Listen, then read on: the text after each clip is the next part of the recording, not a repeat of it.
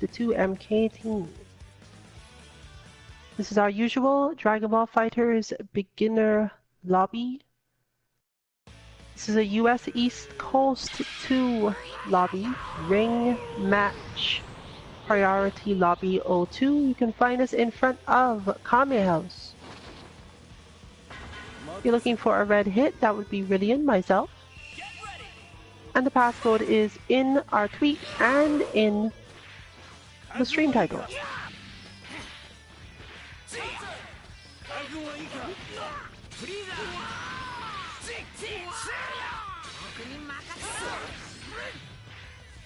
This week we're going to be discussing some relatively basic stuff, but as well as that,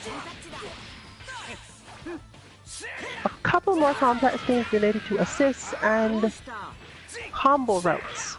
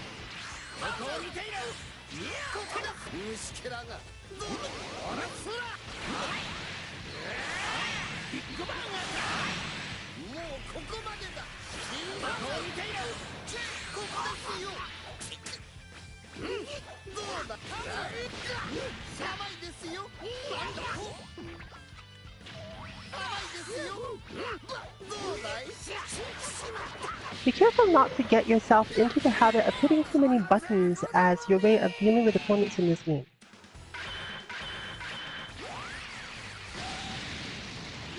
Because as your opponents improve their ability to do combos on you, so too will the damage that you take increase. And as that damage rises, the amount of winning you can do from that relatively frantic playstyle decreases drastically.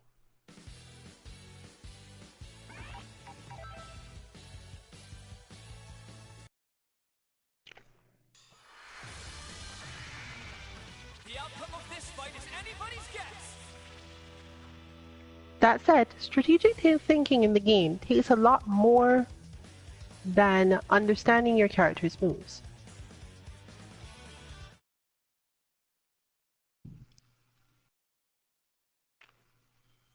If you're not familiar with the show, it can be hard to understand why the rhythm of this game is the way it is.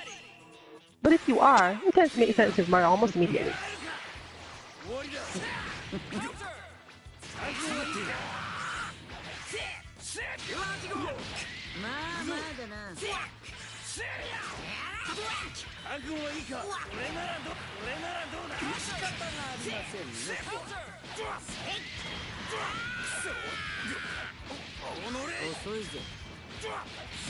For example, here you can see that a lot more damage is generally done by someone who has a really strong understanding of their combo system, making it almost impossible for you to win just off of landing stray hits or being confusing. You have to have a fairly strong concept of your own game plan and spacing in order to win against this sort of player.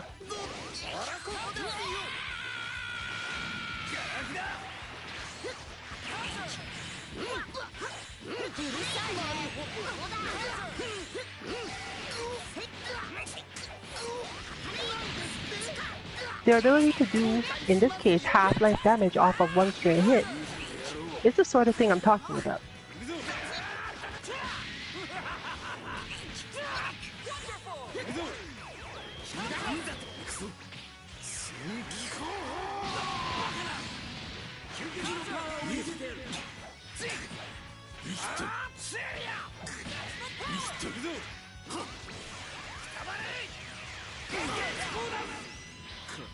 So your reactions and understanding of the play system have to be much, much higher, and your overall play must be much faster.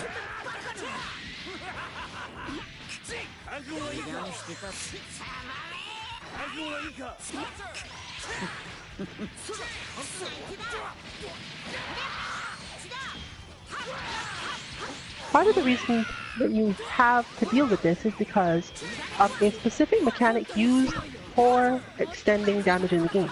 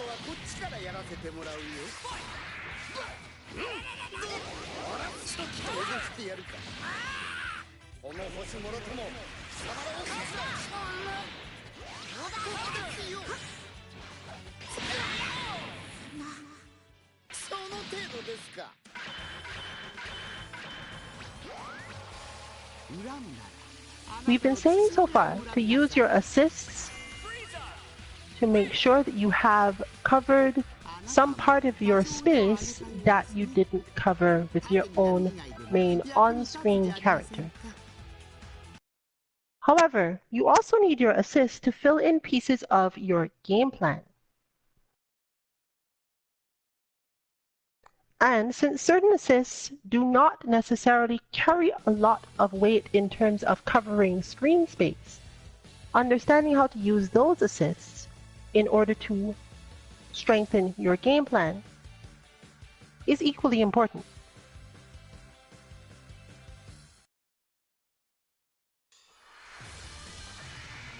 Get ready for a Dragon Ball Rumble!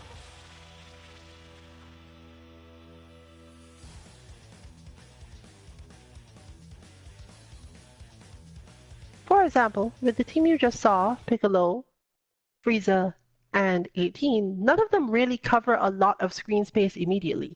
Frieza is the best at it, but even then, he's not really helping you by covering a space that you're likely to need to cover.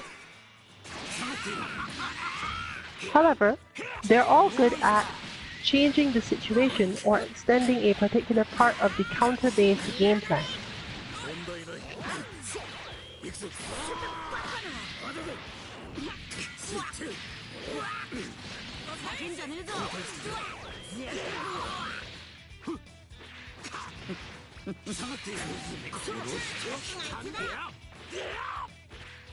Similarly, in this team, Cell and 16 are decent at covering Broly when something goes off in a way that Broly is not comfortable with. And in helping the overall team conserve meter and force the opponent to lose out the meter game over time. Since Broly does not tend to need a lot of meter himself,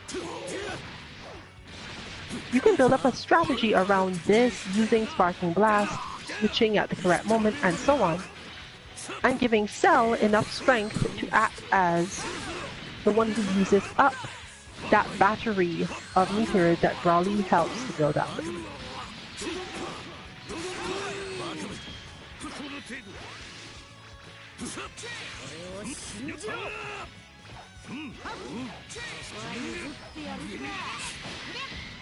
Cell is also one of those characters who convert really well off of certain combos by using his Vanish, but who does not need to do this. However, his additional aerial control means that the opponent spends more time unable to hit him and allows him to Super Dash and Vanish fairly safely when they finally feel as if they've got a handle on his position again. Broly, on the other hand, as you can see here, does the opposite. He just doesn't care whether or not you're attacking him. In certain situations, Broly will go through your attacks and solve his problem that way, meaning that he tends to need less meter for vanishes and more meter for confirms, but as noted, doesn't tend to need meter much in the first place.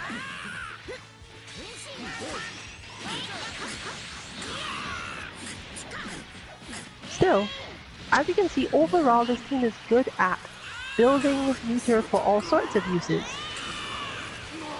and staying alive for longer as a result.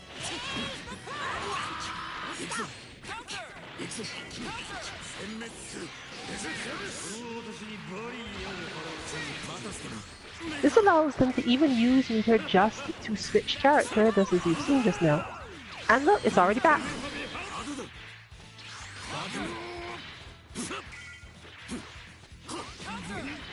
Obviously, this gets harder and harder as the characters get defeated.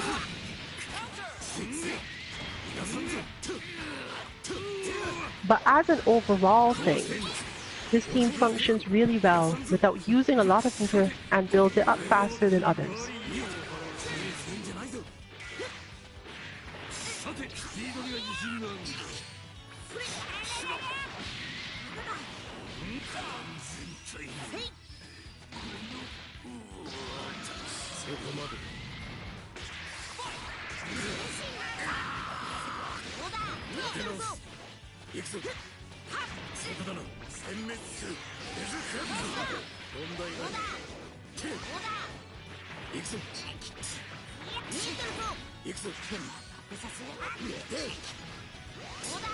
On the other side, we see a game plan where the assist is used to make up for the fact that Team Gohan, having shorter limbs and range than most of the rest of the cast, tends to push the opponent out of his effective attack range earlier than most.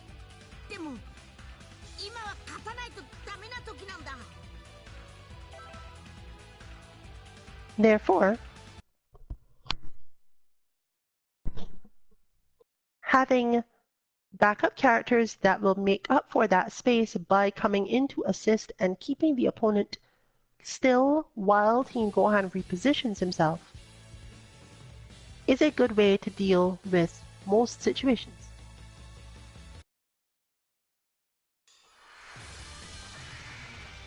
Get ready for battle!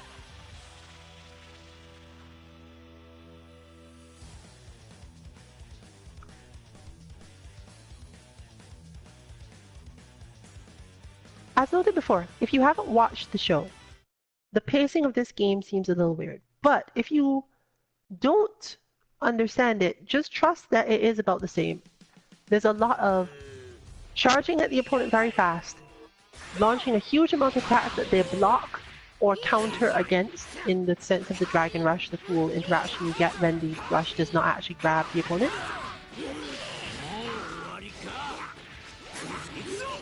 And from there,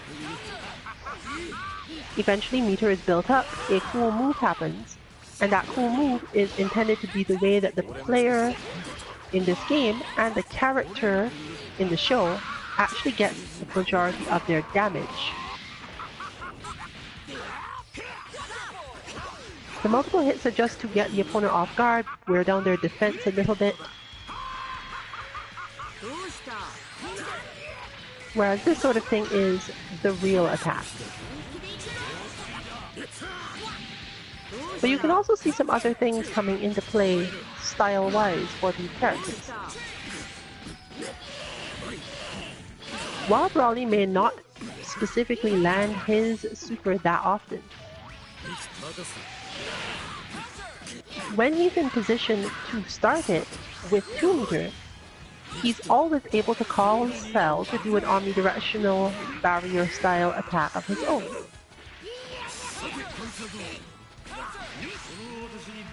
Therefore, if you really wanted to switch Cell in and had enough meter, there would be no reason not to have Broly at least try, because Broly's attack covers a lot of space that the opponent may not be in yet.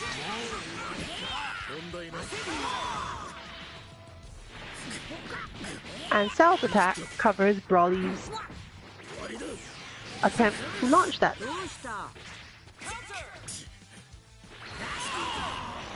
Learning how to synergistically use their particular characters helps quite a lot in this way.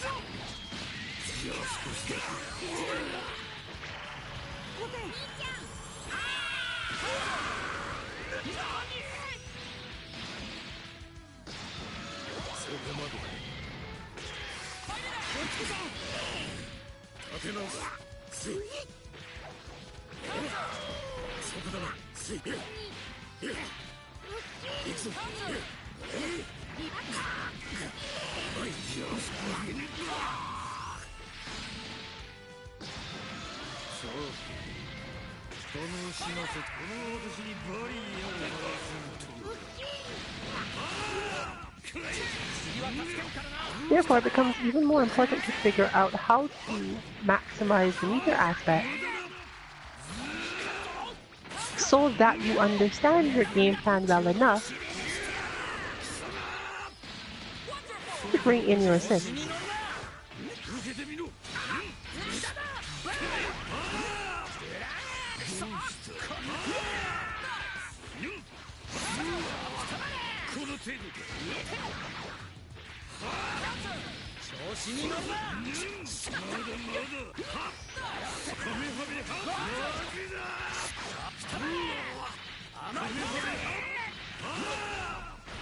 Most teams currently tend to have two different types of assist on it.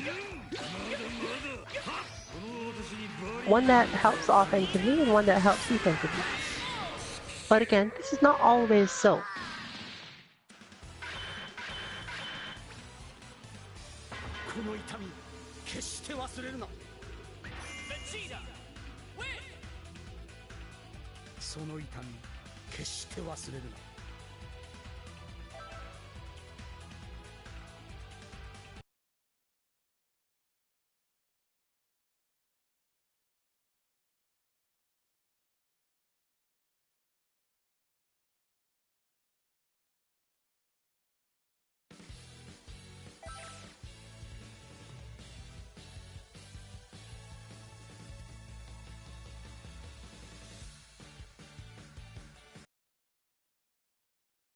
Your primary care, therefore, when you are selecting a team, if you don't understand what characters you like beyond 1 or 2, is to figure out what you want your plan with that character to be, and look for assists that fill the weaknesses.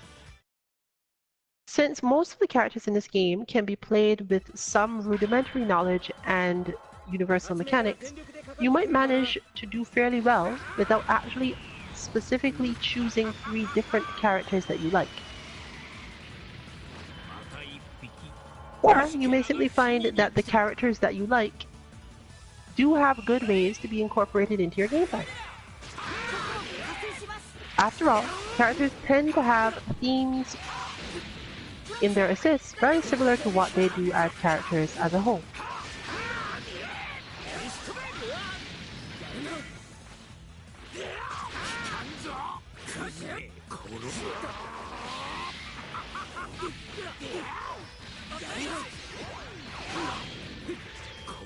Broly is a good example of this because a lot of Broly's movement and timing is improved when he's not as predictable. And Cell can help a lot with this.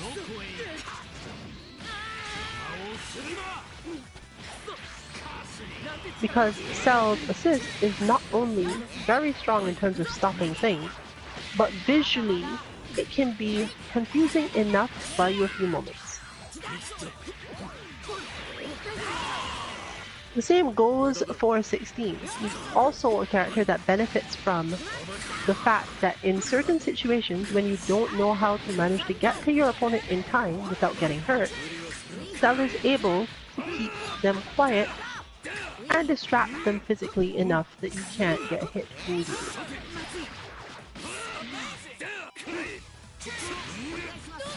Cell, on the other hand, is a much closer fighter, and when he isn't close, he doesn't care as much about having assists to do any work.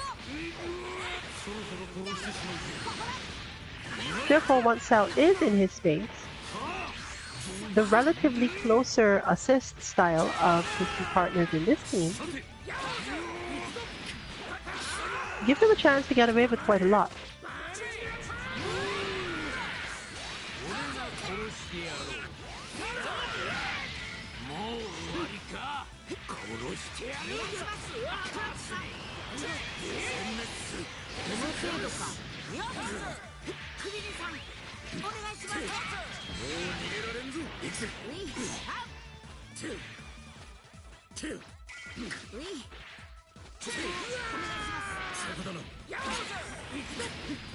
But there's another level to that mind game.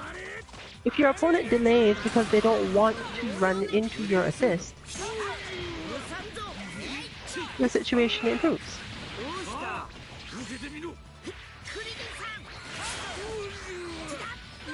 If you need some time to catch your breath, take stock of the situation, maybe come up with a new plan, an assist that covers a large part of the screen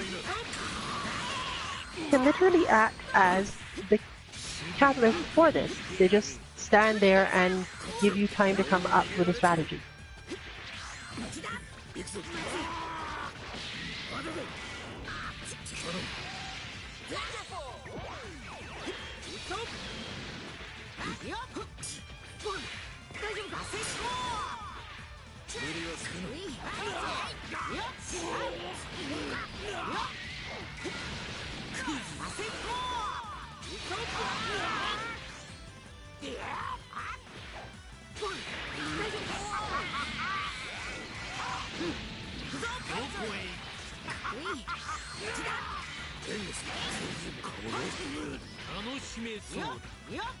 Whereas, 16 may not feel as if he does as much in this game. One benefit is that he does similar things to the previously mentioned, managing to put out an assist attack that causes the block stun to change or pushes back on the opponent. While he does not have short limbs, he has a similar problem to Gohan. King Gohan, that is. He does have a tendency to put himself in situations and positions where there's not much to be gained.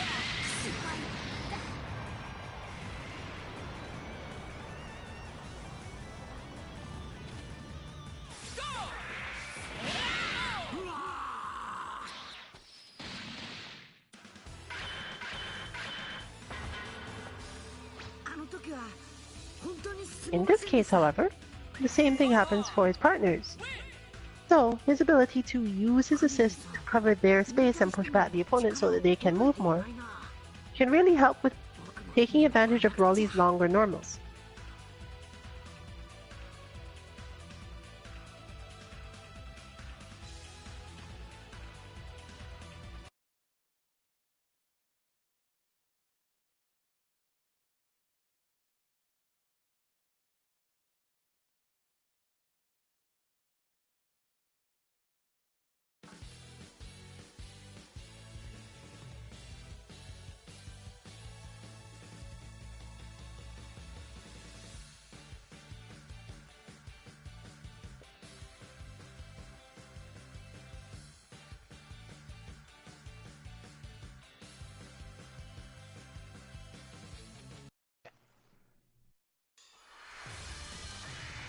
Get ready for a Dragon Ball Rumble!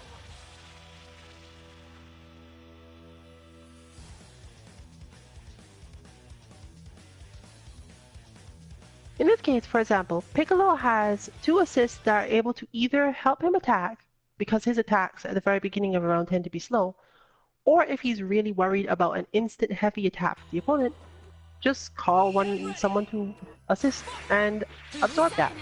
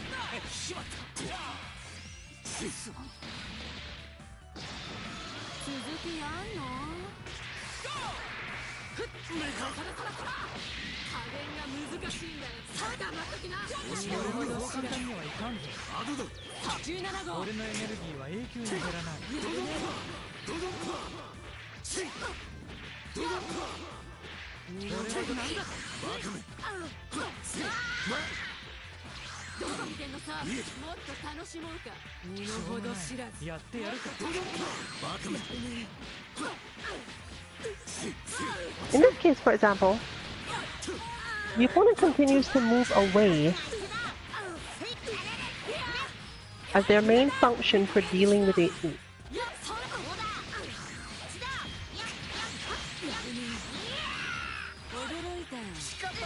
This can be dealt with helpfully by having Frieza around to come in and just hit them and try to make them miserable, so she can buy more time and maximize the use of a bunch of things. For example, you see now that a massive amount of meter has been gathered on this side. It certainly isn't necessarily going to be enough to deal with the situation, but it still helps to have that in there.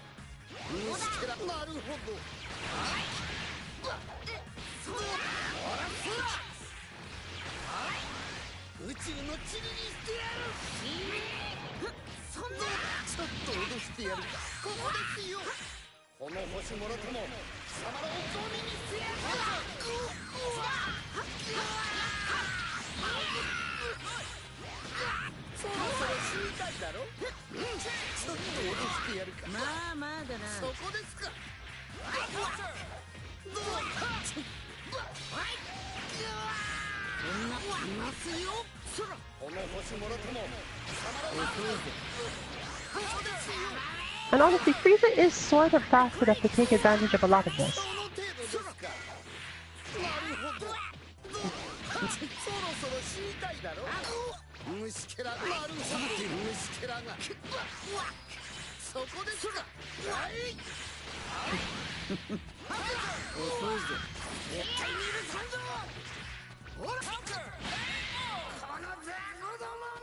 Meaning that, with a game plan that involves taking a lot more risks from Piccolo and 18, who don't deal necessarily as well with the opponent's pressure and speed, having them help with the assist game and Frieza push on the opponent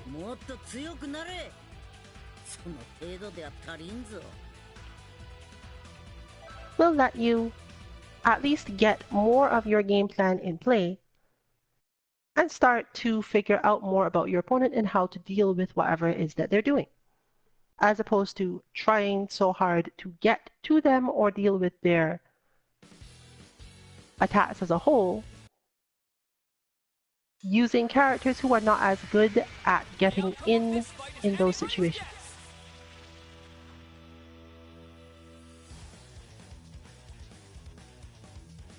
By contrast, dealing with someone like Kid Buu, who has a lot of both aerial and long-range attacks on the ground, means that what you're generally looking for is a different solution. You need to find a way to help your mobility and get into spacings you prefer using what you have.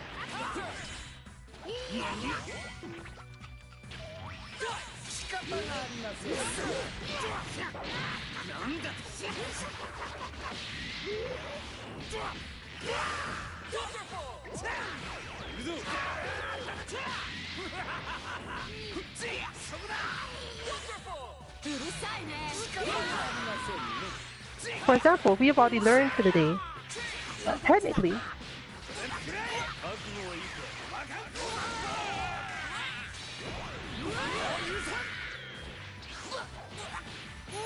Frieza's attacks as an assist are potent enough to stop Kid Buu from doing certain things altogether.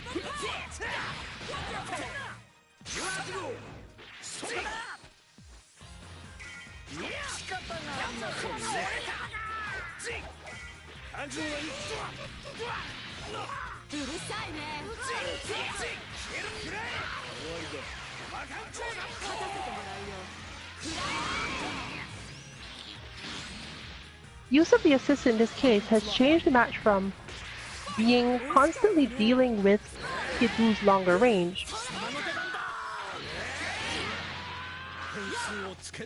to basically being out of the range of it almost all the time.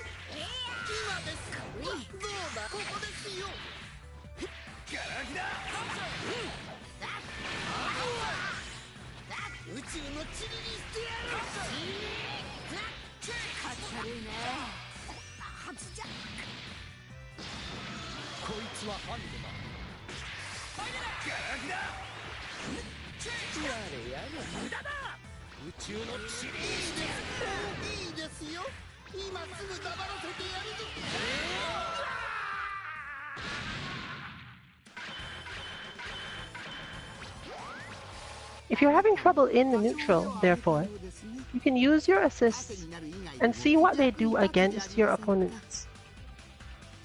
Whatever it is they're using to upset you, particularly if you have longer assists such as these. Characters with beam assists can be helpful, but you will have to spend more time in the air with your own character, or at least defending the air approach.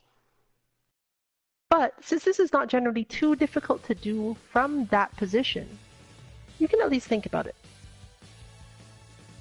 It's also not really to your detriment to sometimes just have your assist come in and block an attack for you, acting as your shield against certain attacks.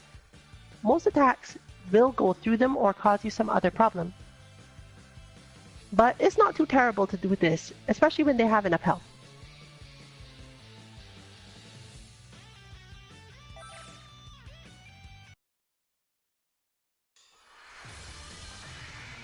The battle's about to start. Good luck!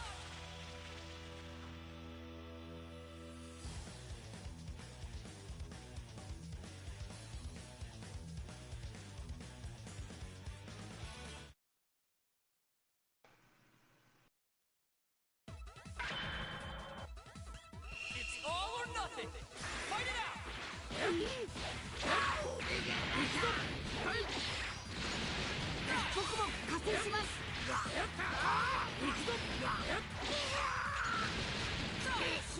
Other slightly cheap tactics, as have just been described, or also demonstrated, is that if your characters do have similar color schemes at all, a very common thing in this game, you can sometimes use this to fake out your opponent as to which exactly is the character in front of them.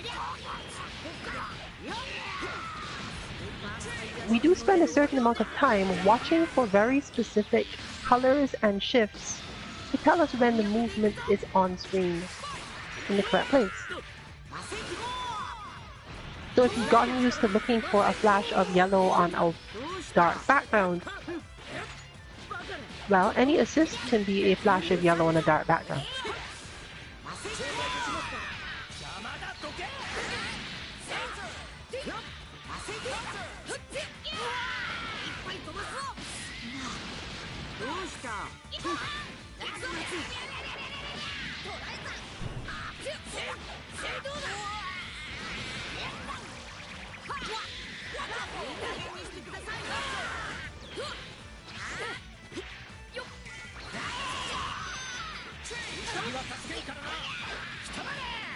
But one of the most important and difficult parts of this is that there is a specific trick of execution that you must learn in this game.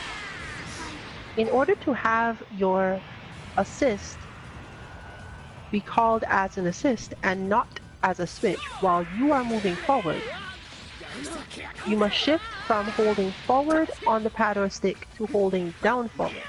This is the only way you can make sure that an assist will come out and it won't just attempt to switch. On the other hand, the fact that they are so similar is actually helpful in one particular way.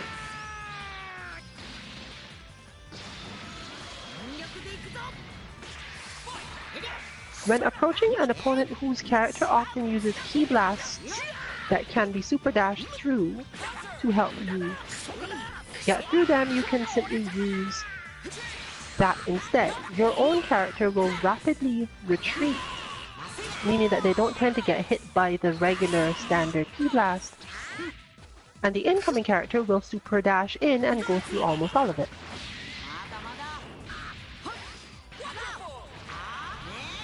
Players who use Ki Blast to keep the opponent away,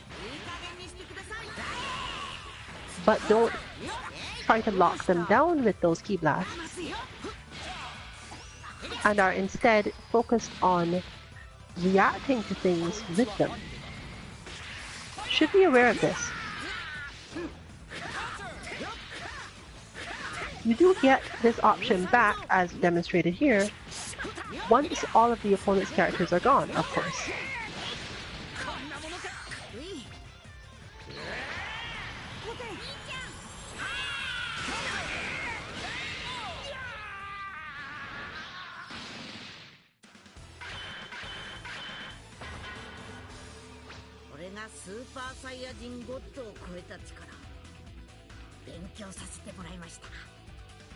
Rohan!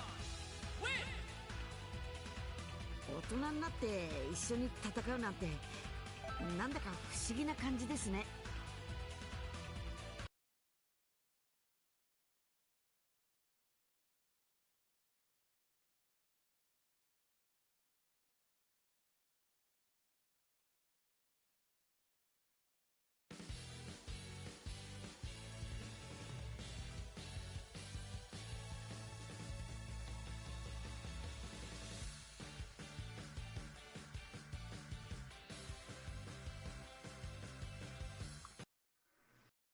So the question becomes, how can you build up various mindsets and skills revolving around the use of your assists?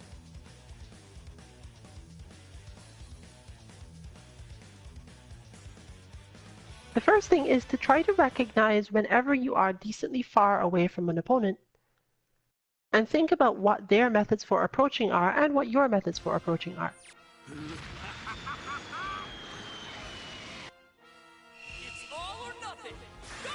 Where would you rather be, and can your assist help you get to that spot?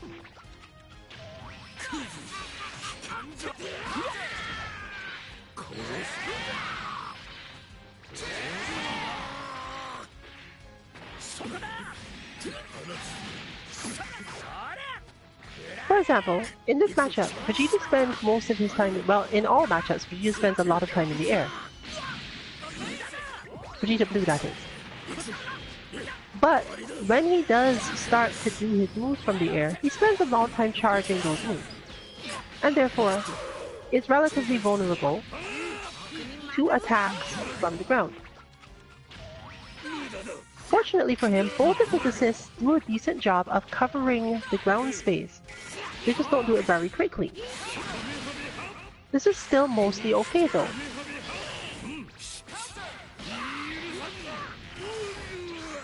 As reacting too quickly, moving too quickly in response to Vegeta going into the air, gives him a lot of options. So you do have to wait a little bit. You have to wait at least until you see him start to charge the Big Bang attack. Once you've seen that, then you maybe can decide, I'm going in now.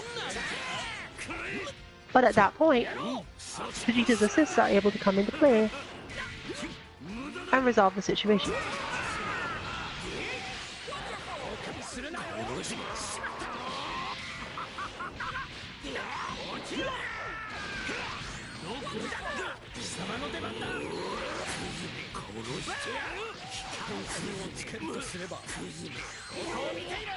Unfortunately, this is much less useful when Vegeta is staying on the ground, because the opponent is going to be doing the same sort of blocking on the ground as they always do.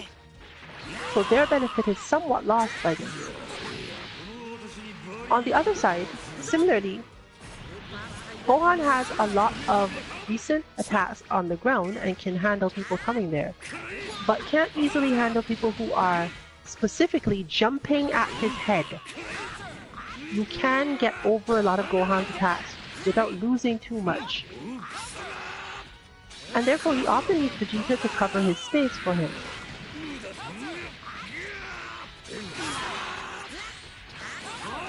In fact, a lot of the time, if he's at long range, it makes more sense to call Vegeta first, and then go for his stuff.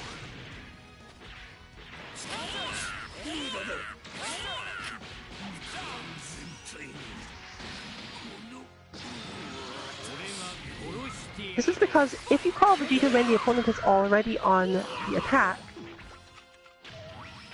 it tends not to be very helpful. Kid Buu, on the other hand, gets to use Vegeta's help in the way we've mentioned before. It can be hard for Kid Buu to get in sometimes, because he's more of a mid-range character. Once he is in, it's hard to get him off. He is literally sticky. But before that point, there is a moment or so in neutral where he can be beaten out by a lot of things. And Vegeta does a good job of covering this space for him.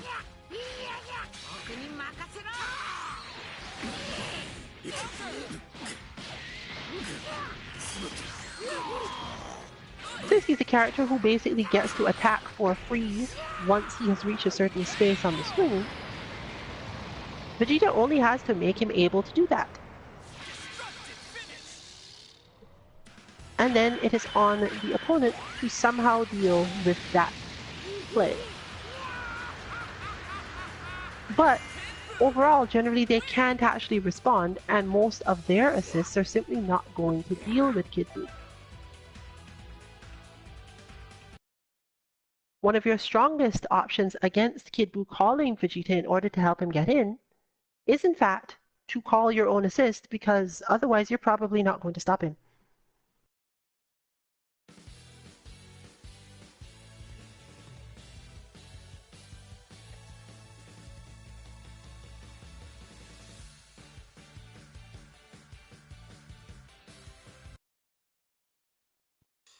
This means that the synergy of that team, strategically, is based around Kid Buu and Gohan doing their thing, and Vegeta coming in for bad matchups and to help them.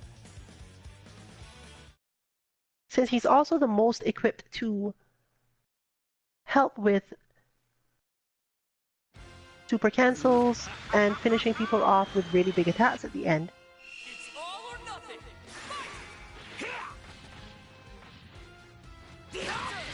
it's best not to push him to fight too much. If the opponent happens to be particularly weak to zoning,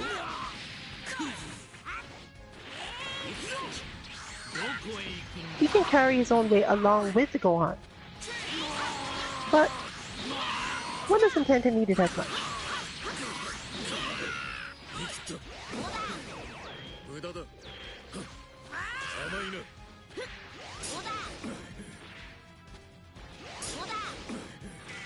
But of course, it depends on what exactly your assist does.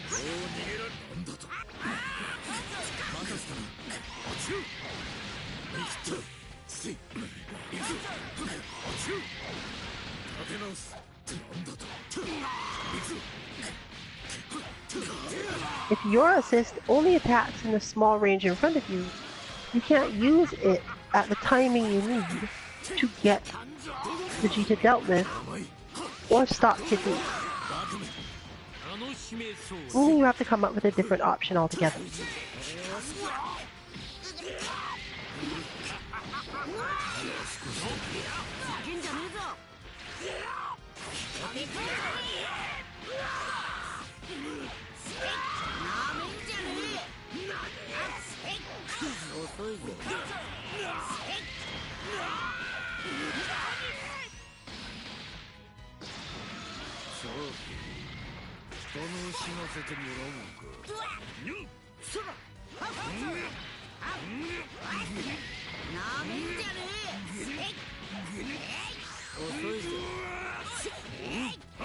Which brings us back to what we were talking about before.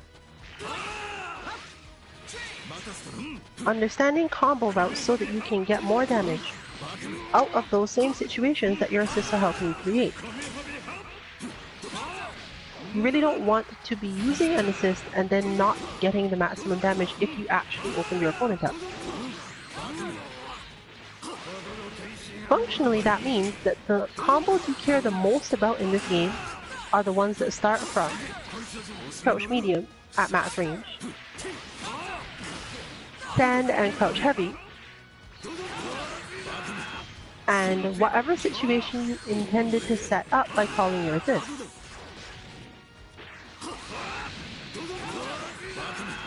Other little stray hit combos that you get because your opponent happened to not be blocking correctly are obviously useful.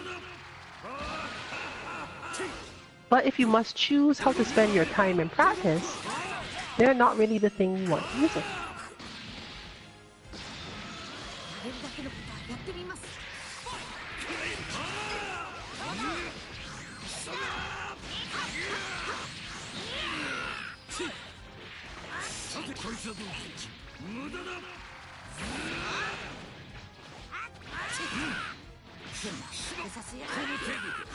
But once again there you see demonstrated Gohan effectively calling his grandfather to deal with the situation.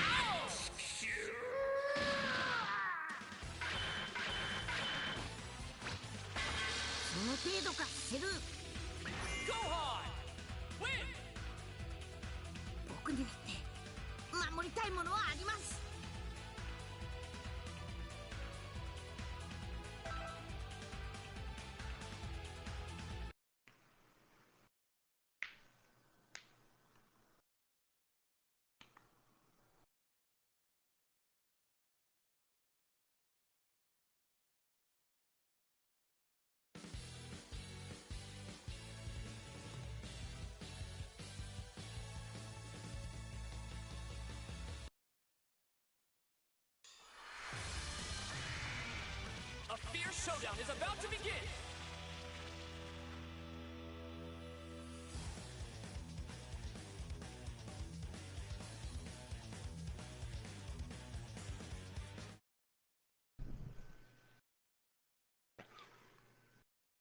So you can always come up with a quick game plan. Against Brawly, for example, the first thing I probably want to do is call Android 18. In fact, against Brawly, the first thing I want to do is just call both assists immediately. It's all or nothing! Because I don't really need them to fight him, and I don't need to avoid the situation where I don't have him for a short period.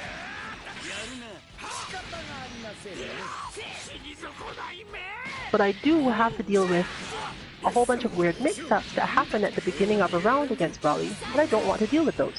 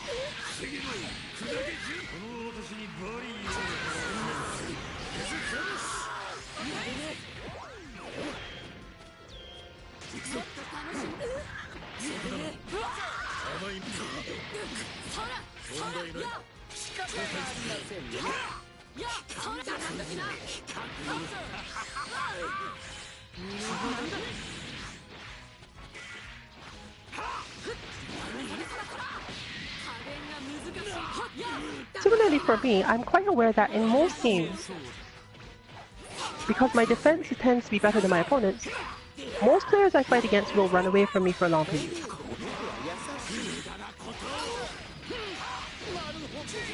This match, therefore, is largely about keeping Frieza alive for longer, so that the opponent who chooses to run for a longer period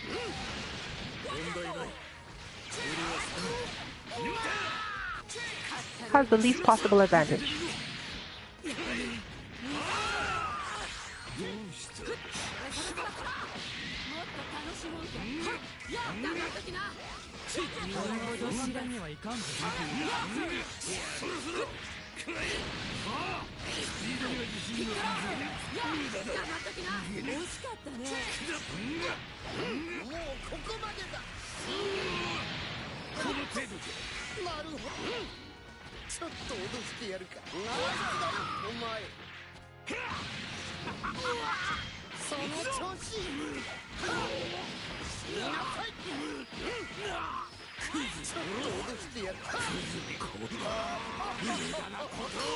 Frieza's generally superior range and stronger capacity to deal with super dashes than most of my other team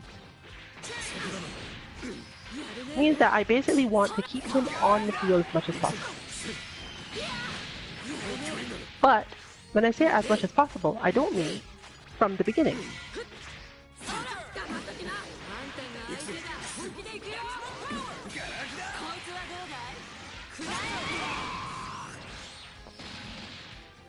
In any situation where I don't have control and I want to do something specific, it's Frieza I need. Therefore, Frieza's general health and safety takes a little bit more priority here.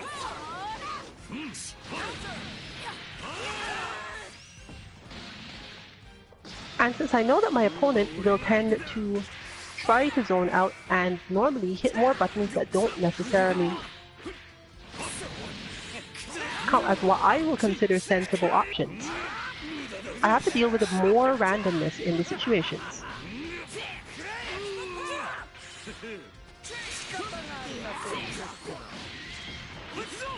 But in the end, I'm just saving for Frieza to be alive for as long as possible at the end.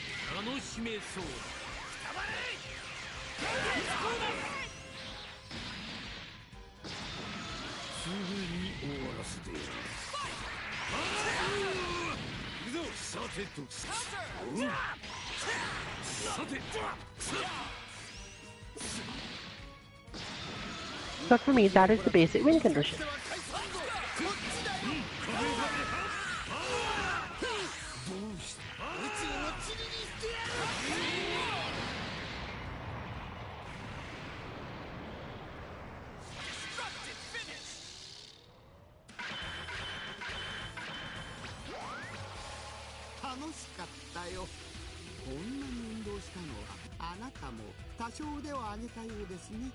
That brings us to the next aspect of this.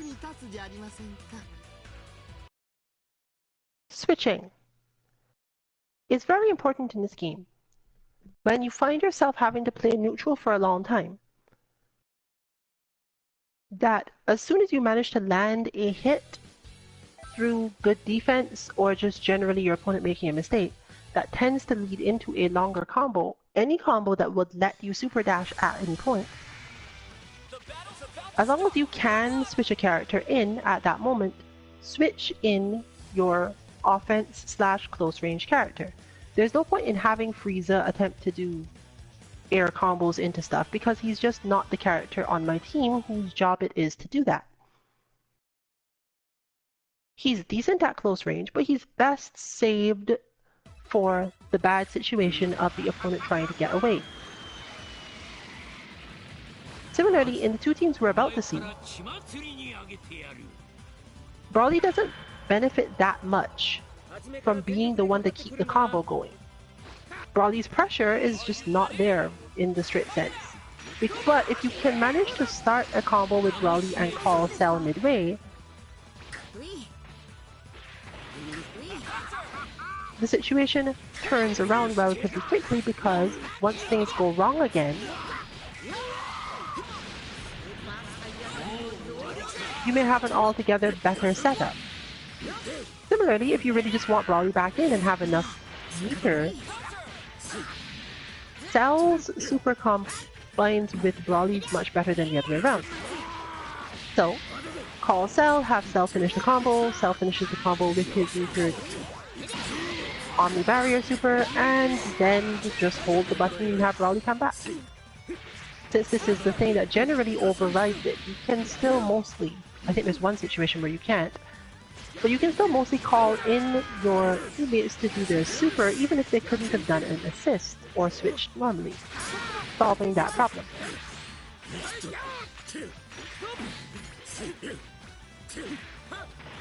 What either you can't do the level 3? I don't know for sure.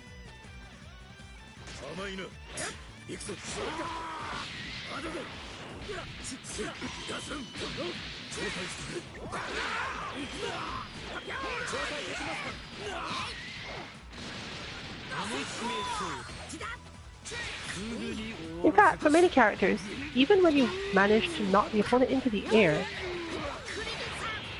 and then realize that you didn't want this character to continue the combo, there are combo routes that will lead to you being able to hit your crouch heavy air version, which again will let you switch.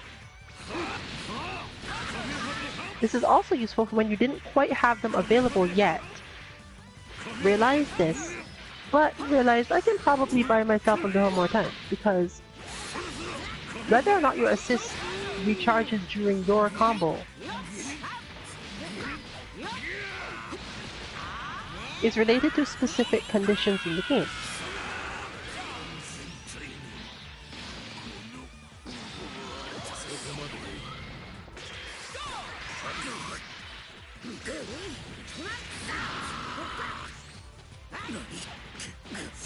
But it is entirely possible for you to react to things in that situation. As you can see there, for example,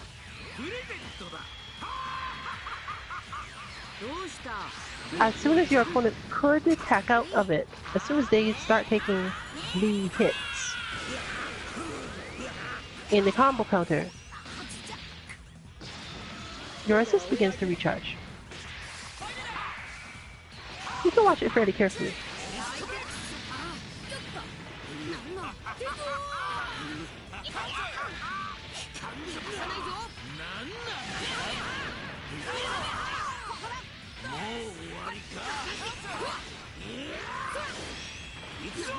It takes a little while to learn all the situations, but the main point of understanding here is if you realized that you wanted a different character, but you did the super dash with your on-screen character, there may be a way still to delay enough to get this done.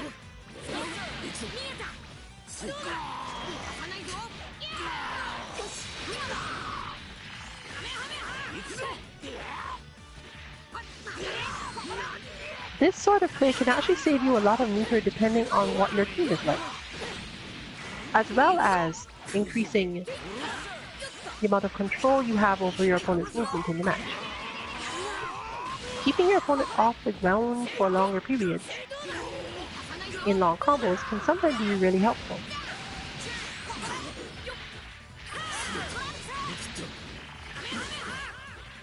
Both from the psychological aspect of just being more annoying that they don't get to act,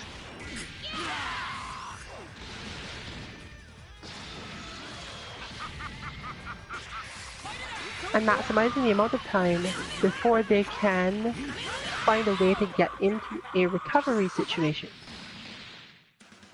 In other words, when an opponent who cannot use supers or very good moves from the air is taken extremely high into the air, it's possible for you to gain some advantages off that alone.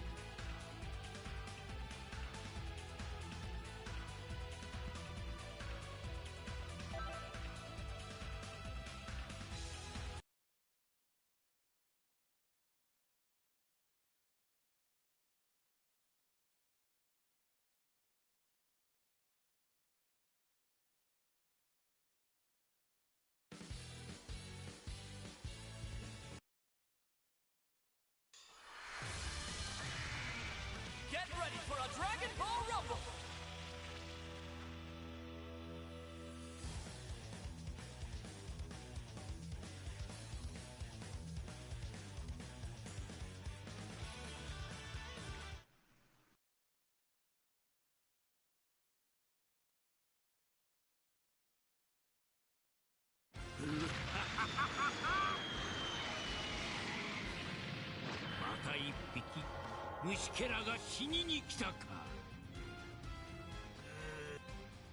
As noted here, Kid Buu also has basically good reasons to just immediately start a fight with Broly by calling an assist. Sometimes both assists.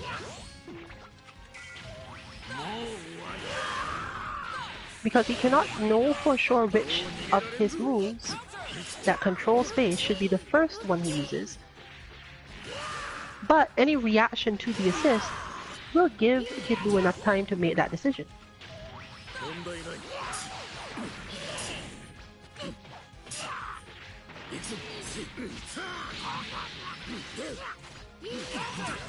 Similar things happen after tech dragon rushes, as you've seen there, or good defense from the opponent in the corner.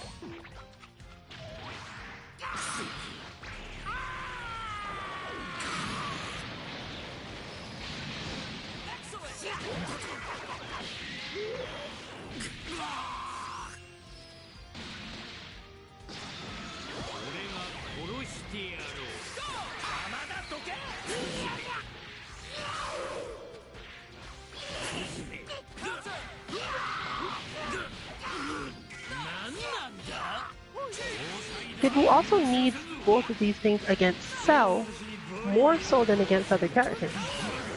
Not because he can't approach Cell, he absolutely can and should approach Cell, but rather that once he fails in his approach or is countered somehow, it's super important to have some backup.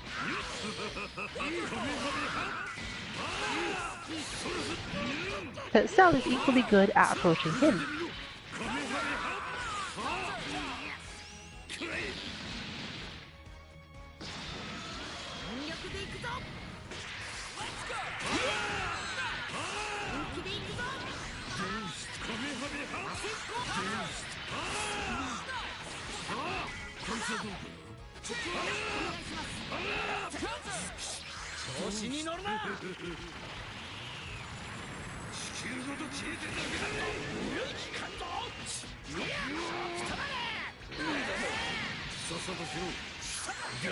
In Vegeta's case, we're seeing the usual problem here. Vegeta's on the ground and therefore losing.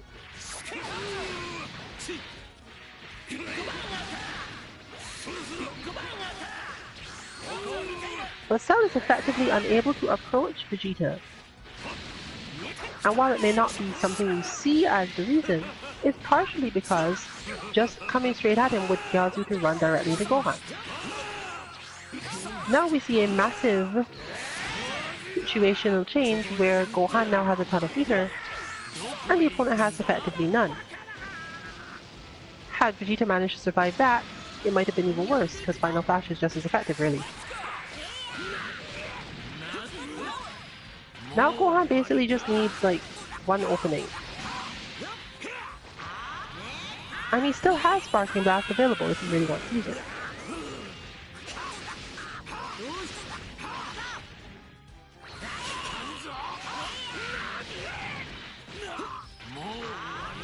But a little overzealousness with the meter has removed most of that advantage, so there's still a chance that Cell will close this out.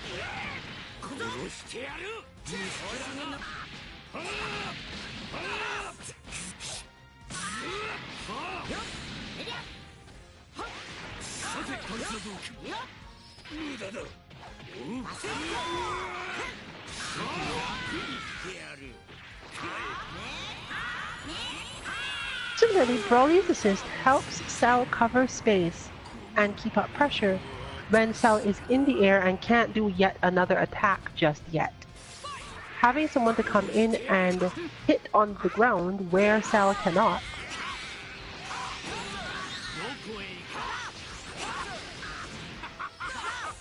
is useful. 16 is also capable of this, though not quite as effectively.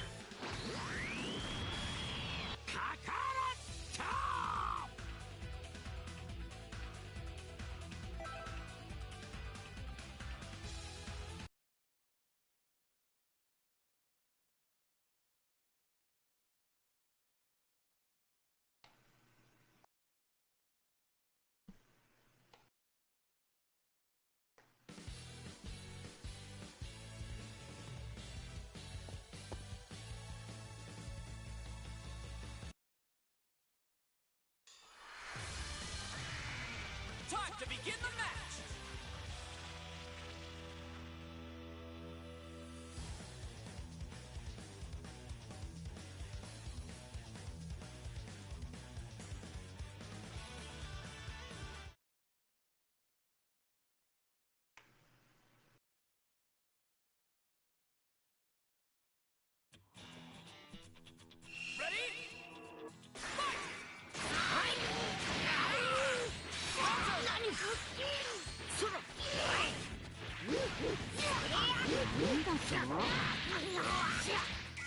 Bardock is not actually that good at closing in on Kid Buu because Kid Buu is so good at just filling space with normals.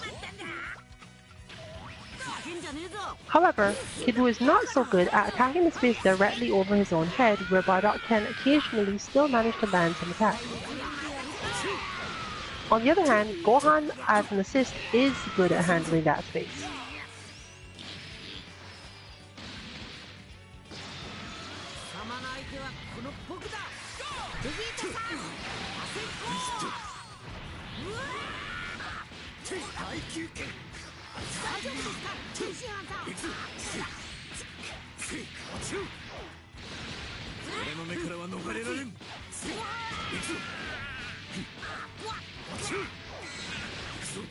Gohan, on the other hand, does not need as much help from the others when in pressure situations because he has invincible wake-ups.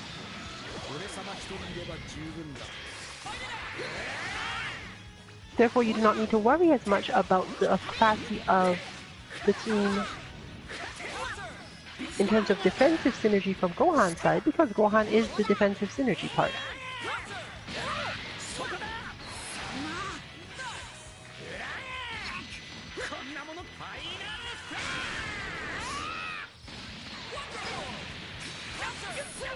But unfortunately, Vegeta was on the ground and therefore bad things happened.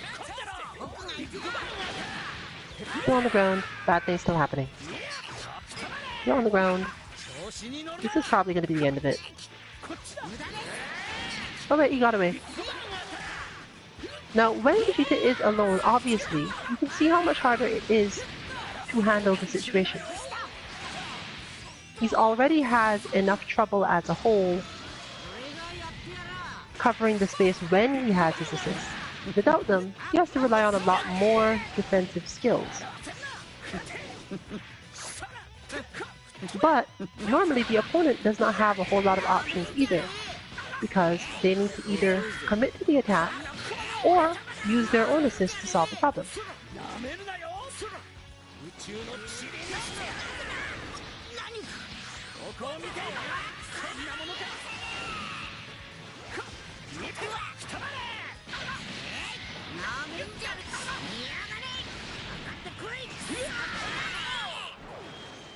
The point here is, overall, if you lose your game plan in the match,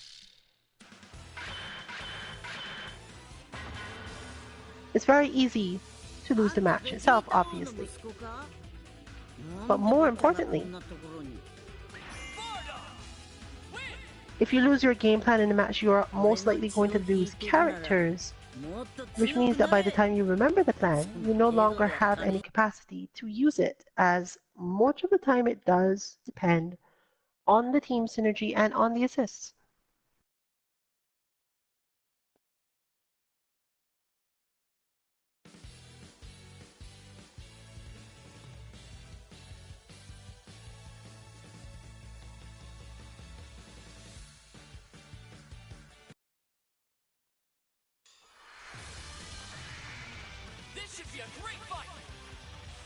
So in the last fight we saw, it demonstrated that Frieza can, at a certain specific range, heavily disrupt the Kid Buu's ability to take up space with normals against Piccolo and 18.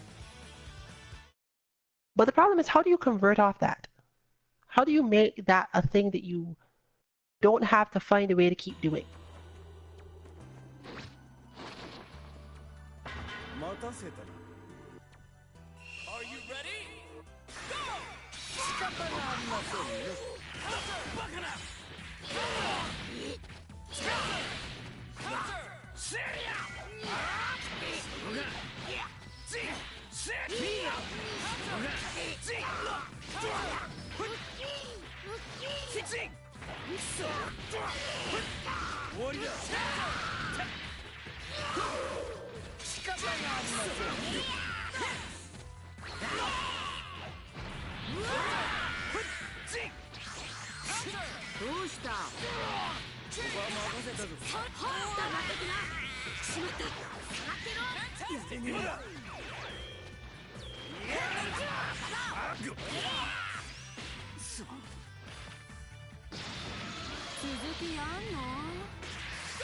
仕方がありませんね。身の程知らずやってやるか。あんたの力見たい。黙らせて。黙っときな。やるね。やるね。17号。や。仕方がありませんね。どっちでのさ。や。17号。黙っときな。頼んだぞ。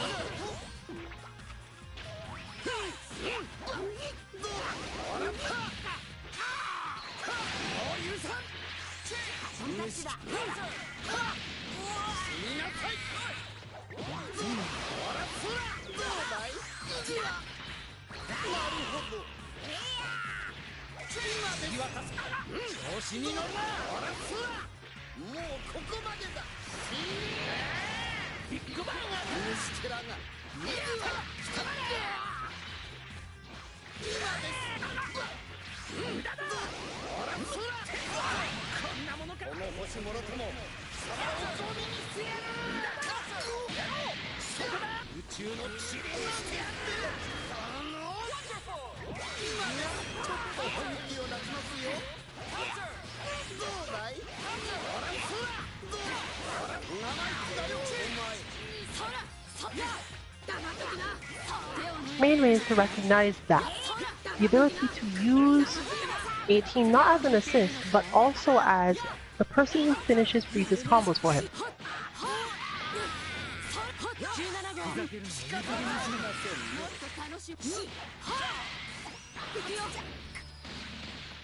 Learning the spacing for this is obviously not the simplest thing, but it certainly helps.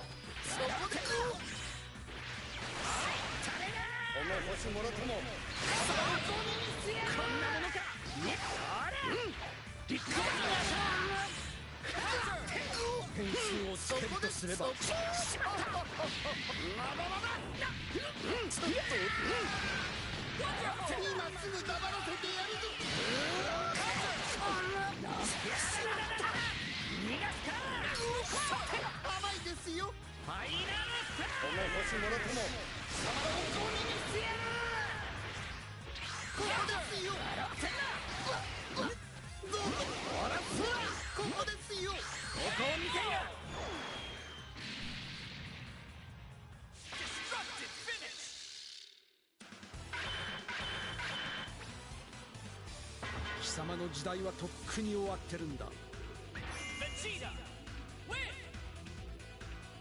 礼は言わんぞ。この戦いを通じて俺はもっと強くなった。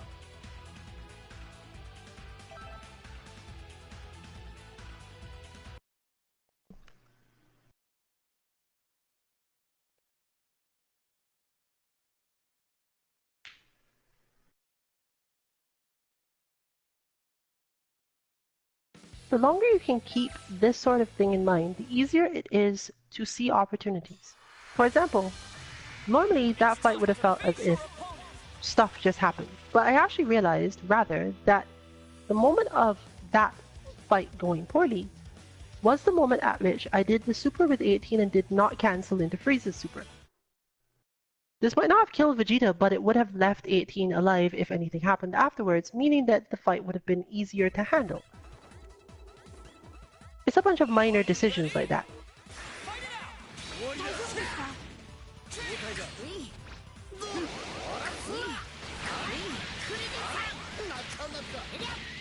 Similarly, I'm aware of this opponent's general difficulty in the offense game. Therefore, the character I want is the one who is able to put up the most stress against that failure of offense.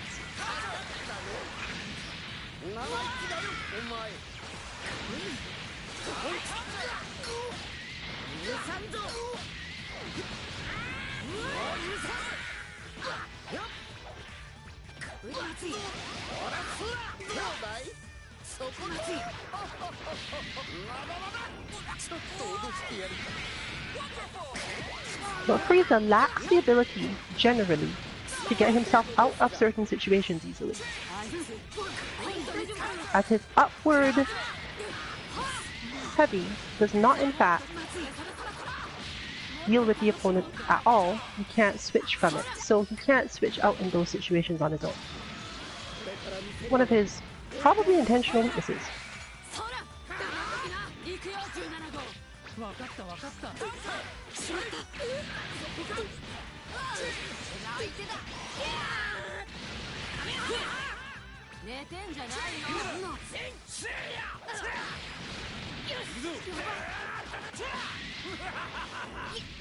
覚悟はいいか。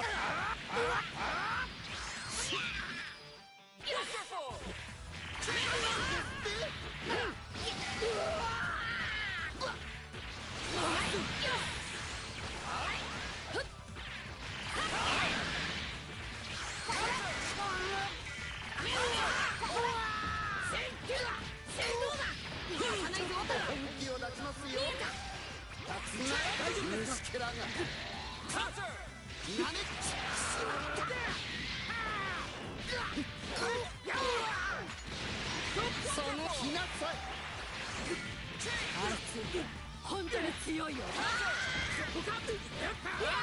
驚いてだ。逃げたきゃ逃げてもいいよ。ね。行かないぞ。やるね。行くよ17号。分かった分かった。じゃあね。バイ。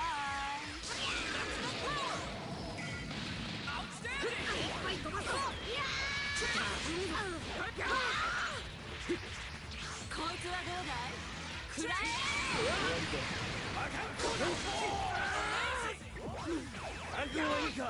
Similarly, Piccolo's general ability to cover Android 18 Super when the opponent seems as if they would avoid it can help me in a lot of match situations.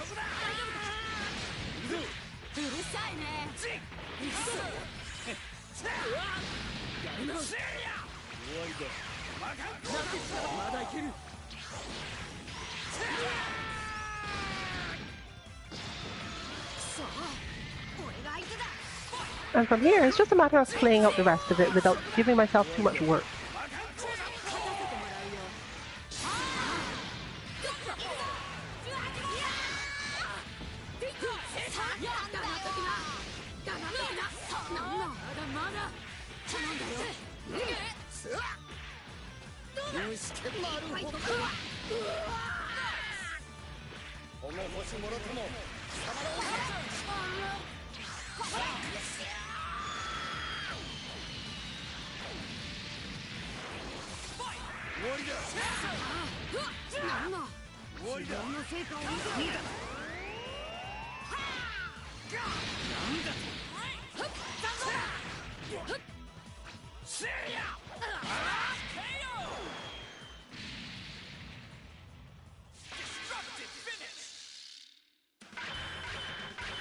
There's no point at all in putting yourself into situations where you don't get to use your plan, either because your opponent is close to being defeated or anything else of that nature. The plan stayed the same.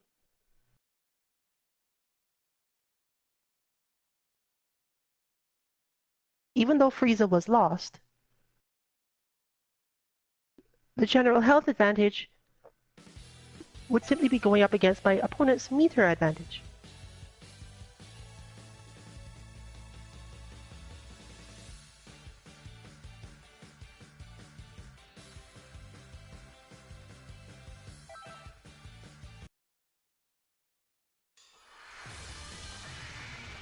It's time to face your opponent.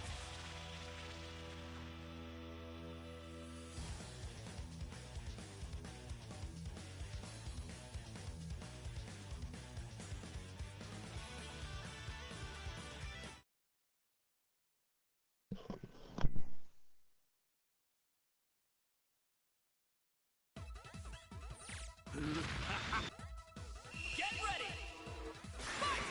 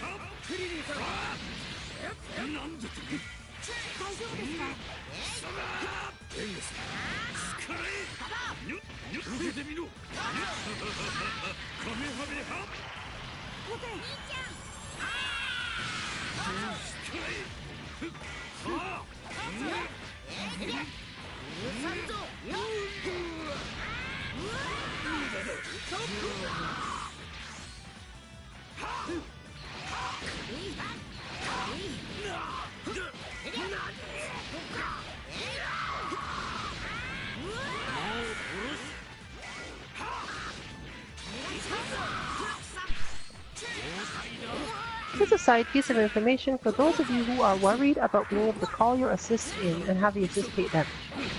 This is only possible if you let your assist get so low on health to begin with, like outright, for it to become a problem. Basically, as soon as you switch a character out,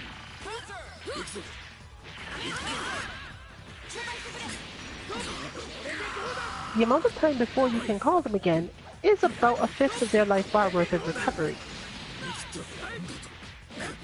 Your opponent must drag and rush you and bring them back in themselves to cause you this sort of trouble. Even if you do call them and they do get hit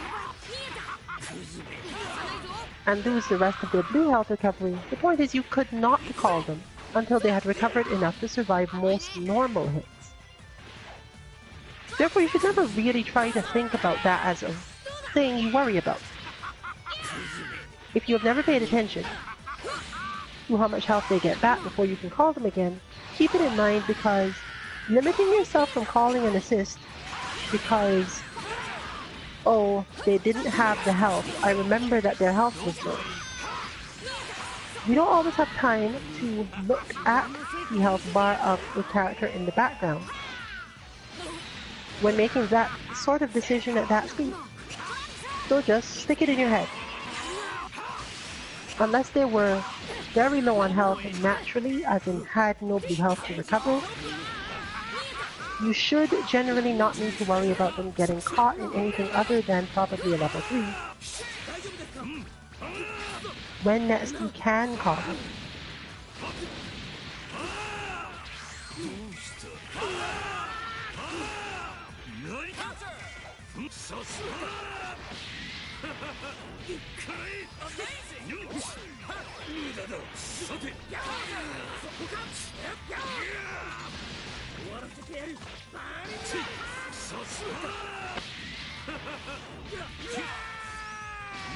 And that was a painful combo drop,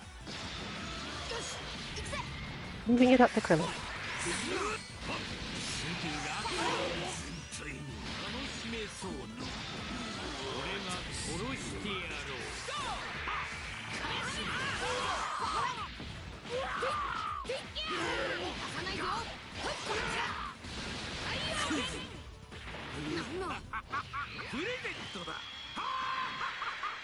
but with no backup to cancel the super from, that move was just going to get Brawly killed, and Krillin saves the world from the legendary Super Saiyan. なんだ俺も結構やるじゃん。 Krillin! Win! これでも少しは腕を上げたんだからさ。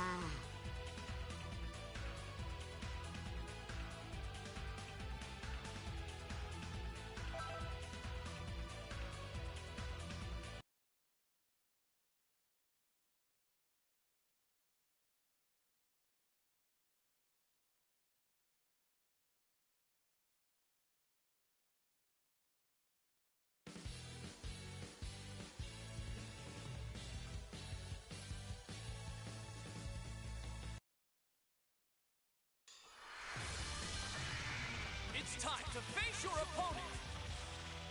Against Bardock, Brawly also benefits from calling and assist nearly immediately. Against this particular opposing team, even more so, since neither Tenshinhan nor Teen Gohan is particularly good at punishing Brawly or bothering him for calling Cell. It's relatively easy, therefore, for Brawly to get a superior position against Bardock by calling Cell immediately. Once he has that superior position, he can then call 16 to maintain it. And avoid all this.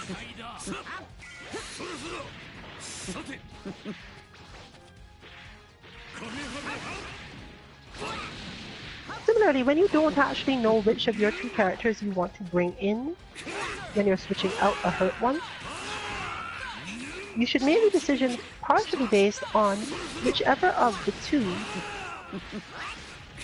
is better as point, with the third as the assist. The character you've just switched out cannot act as an assist for a short period of time. So for example here,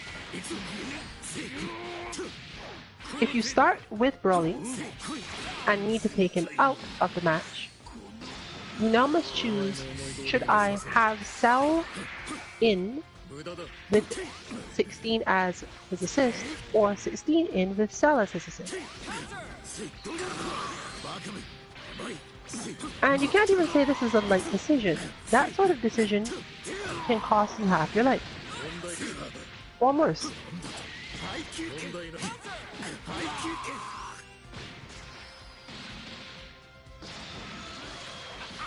A very large part of your success at this game is in the planning phase for how to use the synergy of your team.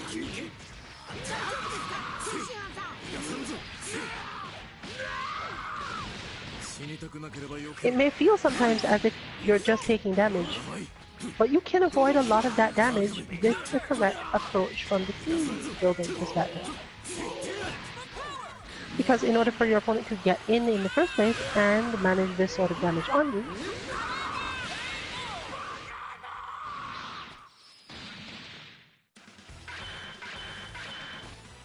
it means that your assist had to not be able to help prevent it. Whether it was because the one that you needed was the one you just switched out, or because you made the wrong choice in who to switch in.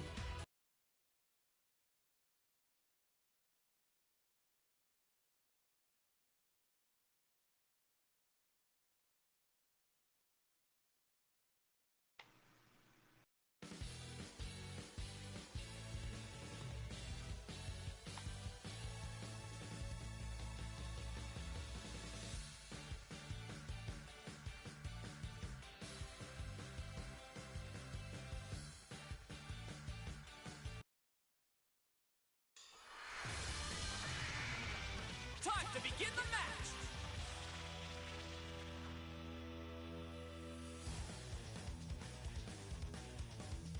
Assists also help with one other aspect of the game though, especially the ones that attack well on the ground.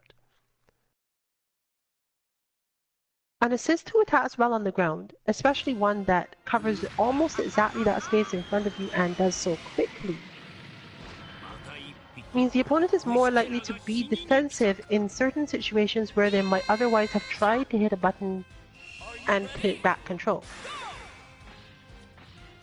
This means that you get to use your Dragon Rush in situations you might not otherwise have been able to.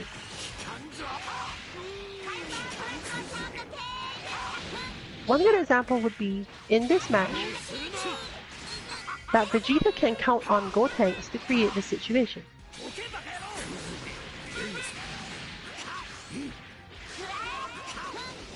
Gotenks as an assist basically locks onto the opponent's position. He takes a little while, but not terribly long.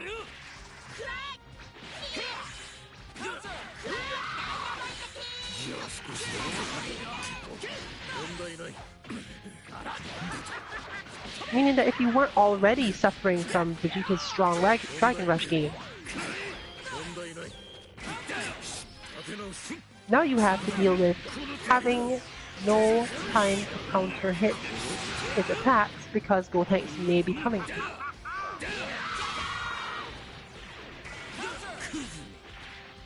Cell has a similar capacity, but tends to do it off confirms so that you don't recover in certain ways. Cell is not necessarily good at making sure he has trapped your position if you recover early out of certain of his moves, but he has a friend to do that for him. And at worst, you must block and stand still, and the block stun buys Cell enough time to lock onto you and get into position again himself. Gotenks therefore is good at supporting both Cell and Vegeta in making sure that they get to use their Dragon Rush and make the opponent defensive enough to land more of them.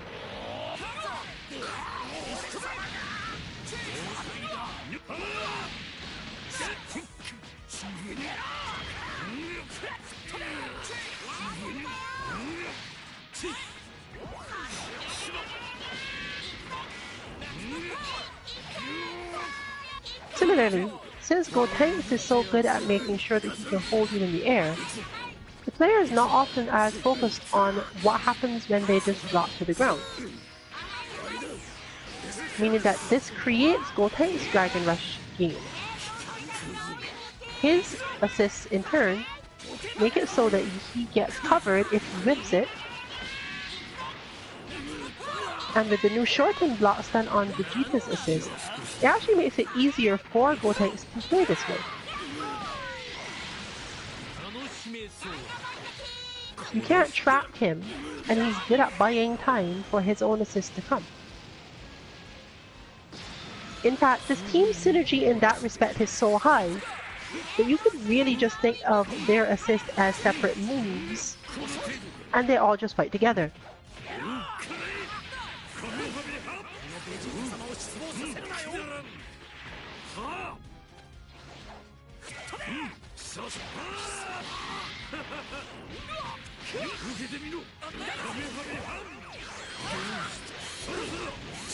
Vegeta's problems, for example, with tracking an opponent who's hanging in the air at range, are again solved by just calling Gotenks.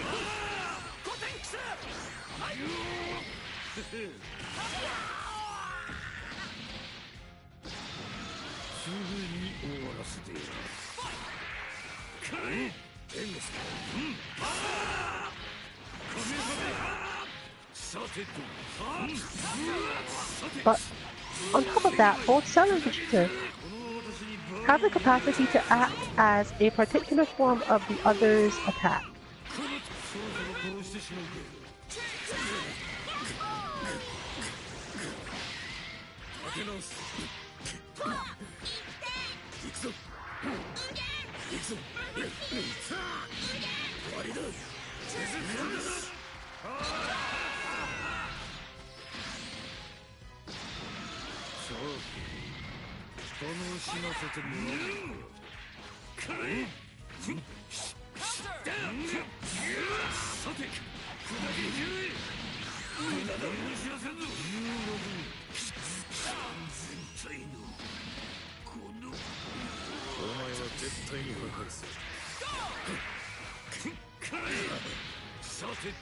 And yet, now that we've come down to the last moment, one of these characters has sparking and it is still going. and the other is simply not as suited to fighting this matchup with no assists.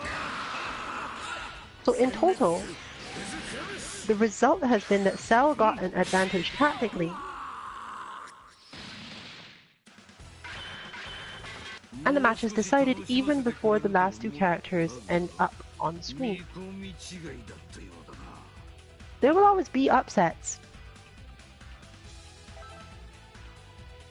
but the chances are slim enough that it is important to make sure that your strategy for the mid-game is intact before you start worrying, literally before you start worrying about even how to play your character.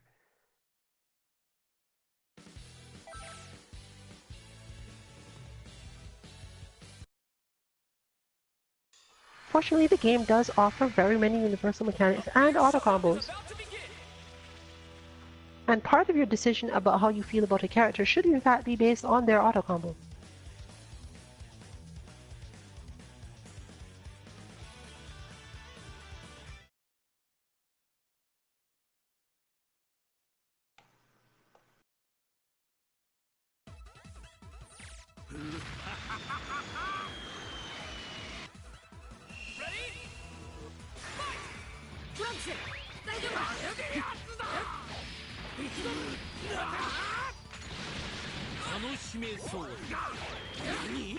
Trunks vs Broly is not really an assist call situation. However, Trunks can make certain reads against Broly's initial attacks, and depending on which read he makes, he has one assist to at least partially cover the situation.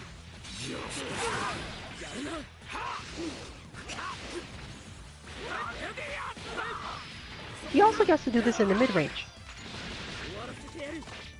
If he goes for a sliding attack, Krillin can handle this by throwing the rock to keep the opponent from going into the air. If he goes for his own aerial attack, then calling Gohan immediately handles that.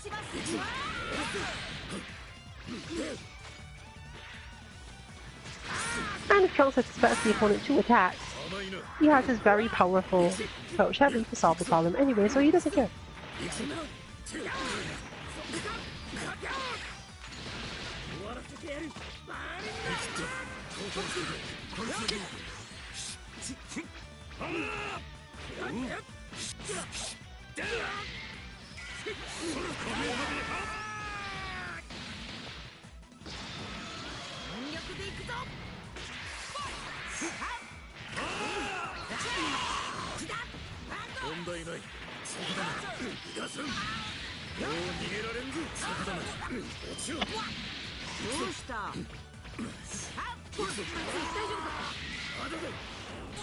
Similarly, this matchup involves a lot of Gohan not having time to devote to using particular moves in neutral, and therefore needing Trunks and Krillin to cover that space because he has to reposition himself to the correct spot to hit his stand heavy.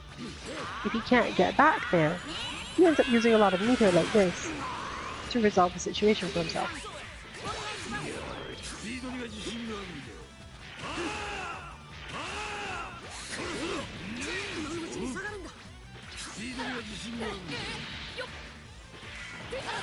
Note again that until Gohan can be called again, he is recovering.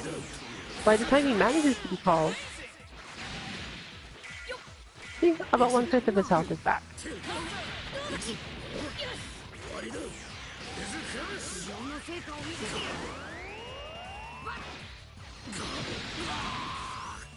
So try not to limit yourself mentally in those situations.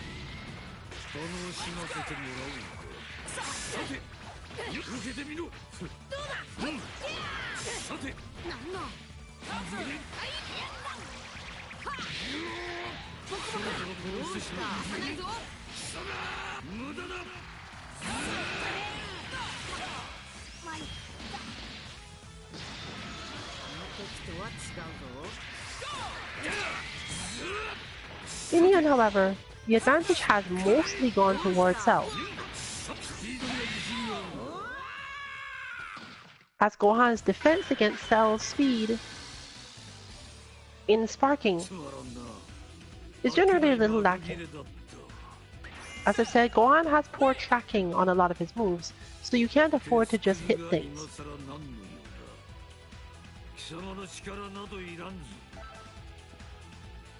Therefore, characters who get around him quickly, like Cell,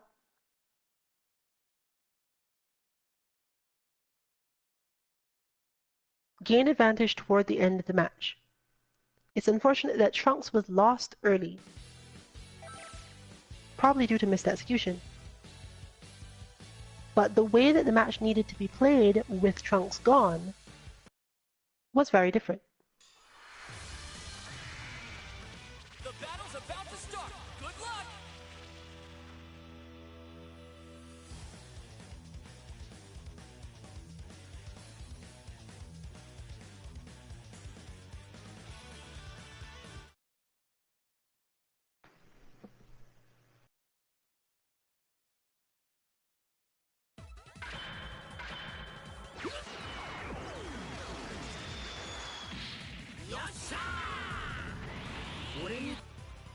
It's all or nothing. Go!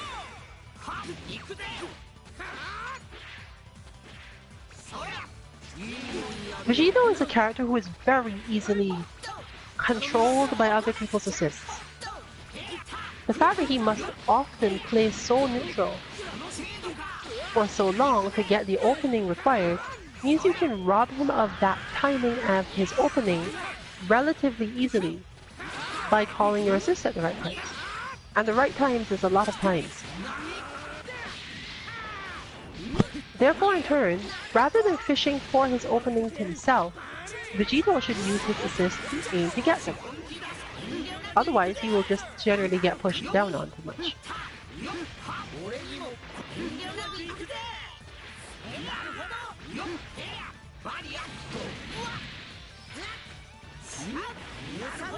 It's further helpful that Vegito relies at least somewhat on his counter, which matters a lot less when it's the assist that is making the attack. If nothing else, it will frustrate the player and possibly make them mistime a lot of their stuff.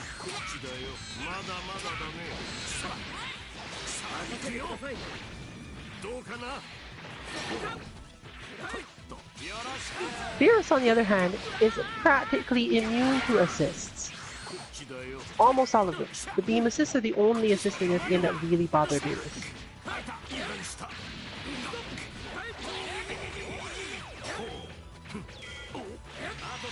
Therefore, you can mostly rely on your character's raw skills, or if you have people who use assists like that,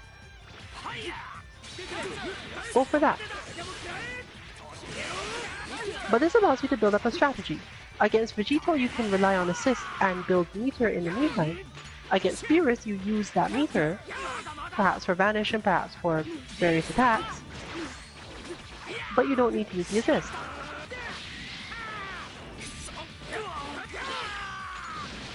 A further strategy, therefore, would be to drag and rush Beerus whenever you could, and throw him out, so that you could then use the assists, and if the opponent chooses to bring him back in, well, that's fine. You plan to rely on your main character anyway.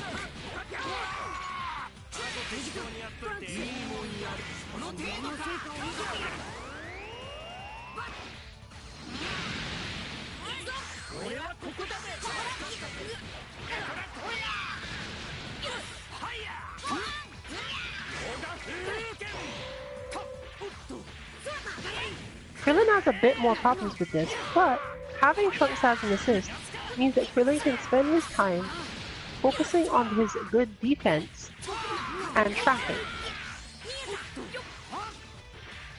Trunks' strong ability to prevent the opponent from even approaching, combined with Krillin's ability to just hit crouch heavy if they try to, means that the opponent must use a lot of meter to keep up with Krillin's defense and try to actually open him up.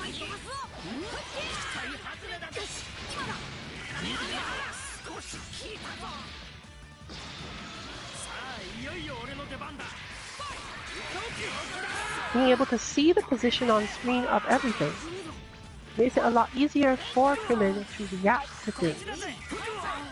something that he will have problems with as a character because of the long reach of other characters relative to his own. Krillin can react to almost anything he can see coming, but not if he's already in a space where the opponent has a heavy advantage. Therefore, Krillin avoids being in these spaces by having his assists push on the opponent earlier, while leaving him free to make his reactions and not be risk punished if they happen to be blocking or waiting longer.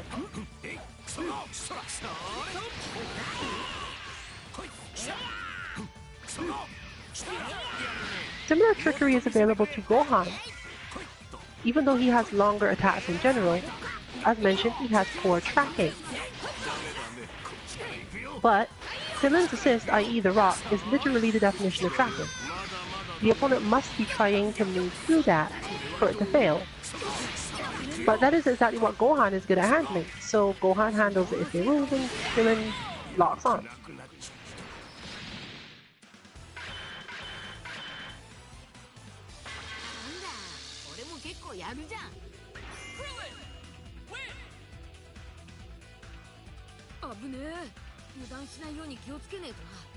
This game is decided so much by basic strategy, because it is how you get your initial hit. And meter building. That once again, it's not necessary to know a lot of combos. In fact, a lot of the time, all that will happen if you learn really good combos is that you'll have a trade situation. Your opponent is thinking on the level above you. And, for example, making sure that your really good combo hits someone they didn't need to win the match. Of their three characters, the one they could most afford to lose. Sometimes this means that you use up a lot of meter to effectively give them a lot of meter, resulting in them managing to defeat you based on superior planning, even if they can't initially do superior damage.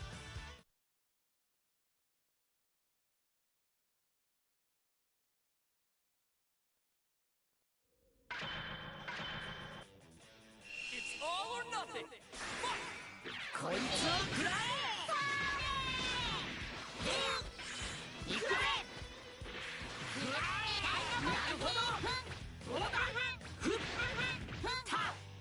Vegito suffers specifically in this matchup because he just can't pin down Gotenks enough. This much aerial mobility is a problem for Vegito as a character in general. Furthermore, having random father and Cell that you can call to deal with situations means that locking on is almost impossible. You honestly might as well switch in that matchup if your opponent still has both characters to back up Gotenks.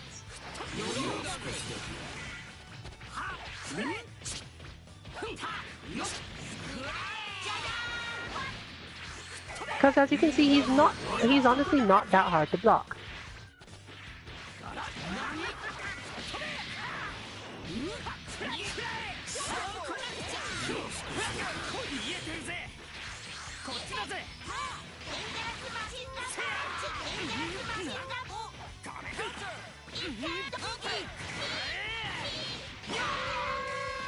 Yamcha, on the other hand, can handle this much better because he can not only do moves that bring him quickly under Gotenks, even if he whiffs, but he has better punishes as a whole.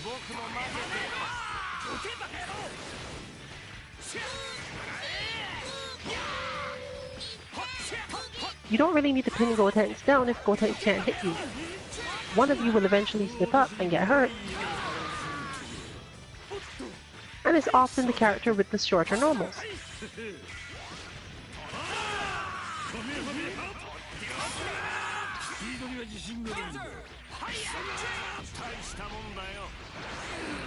But much like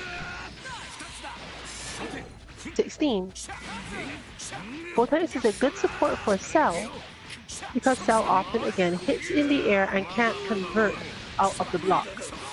He can pressure more sometimes, but it takes a fair amount of dedication to learn them all, and the opponent has ways around it.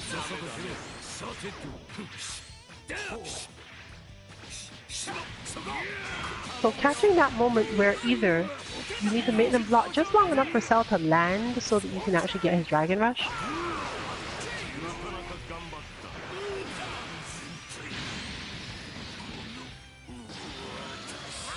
Or you just want to buy a little time so Cell can finish a different move. These things are all helpful.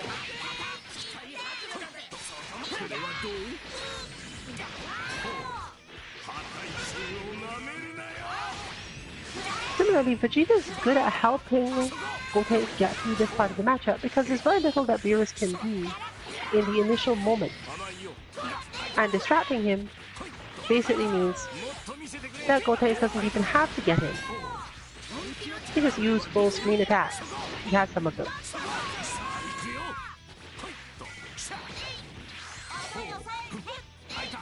It's often easy to forget that this character has zoning. It's just not very consistent zoning.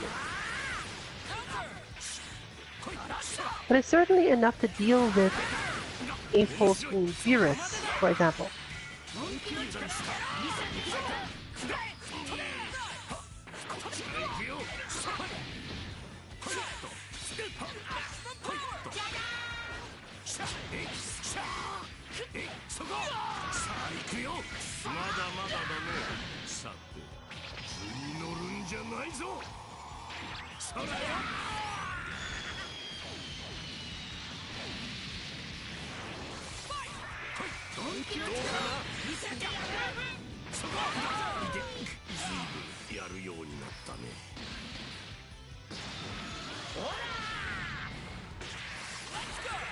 Therefore, from the tactical perspective, this isn't really lost yet. Yamcha is the problem here, more so than Vegito.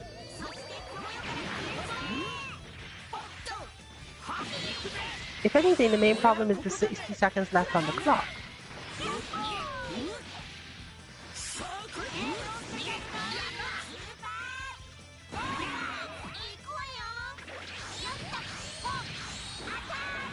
But understanding of this game can be increased by understanding that when certain moves are being done at high speed, such as Goten's Vortex, the timer freezes.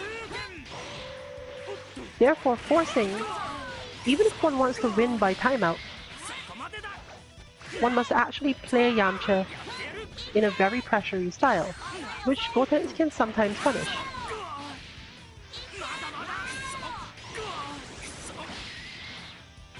Goten's strong ability to control the space he's in relative to the opponent makes this harder and harder for Vegito, because Goten can then move Vegito to positions where Vegito is not at advantage. Going back to what I mentioned before, but keeping the opponent hanging in the air really long when they don't have any good aerial moves to do anything about it.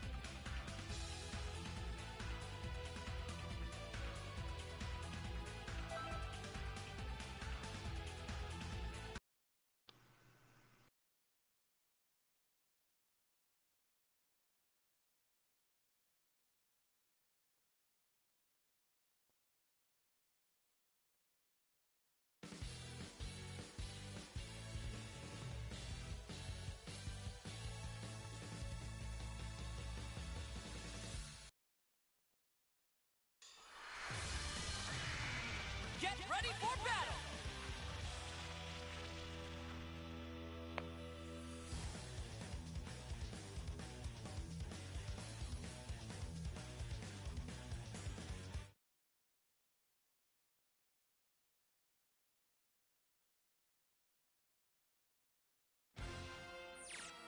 In this situation, calling assist does not help too much, but Goten also benefits from being able to block against Broly more than most characters.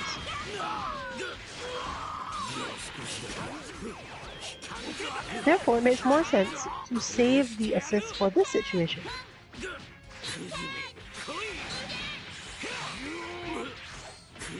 When one has successfully defended, caused him grief, put him in the corner, and can do various juggles. When you fail your juggles, call your assist to back you up. As long as Gotenks is near enough to the ground, he can actually call assist during his vortex move, meaning that the opponent really can't even see what's going on, far less do anything about it.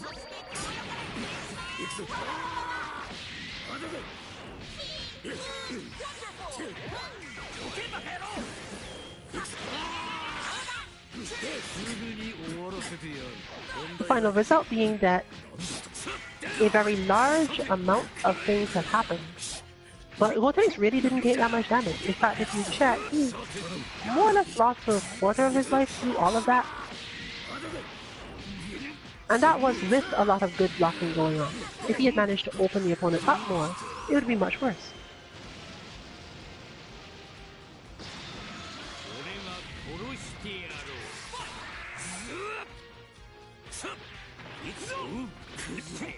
Similarly, Cell can entirely get around his 4 punishes for brawly stuff by just calling Gotenks to do it instead.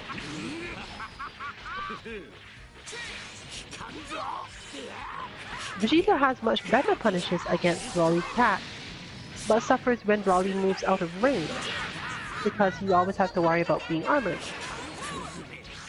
But Gotenks will deal with that too.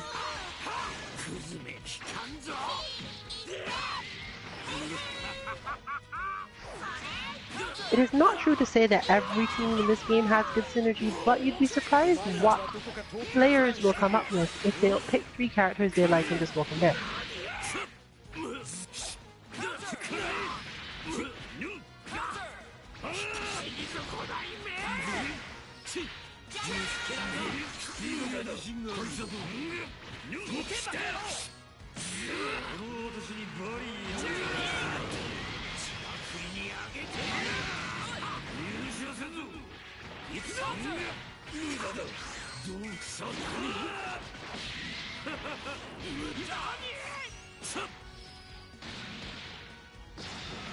The final result being a set of attacks that leads to your opponent ending up defensive enough to face your Dragon Rush almost constantly. Because they're always watching various directions to figure out where the next assist is coming from.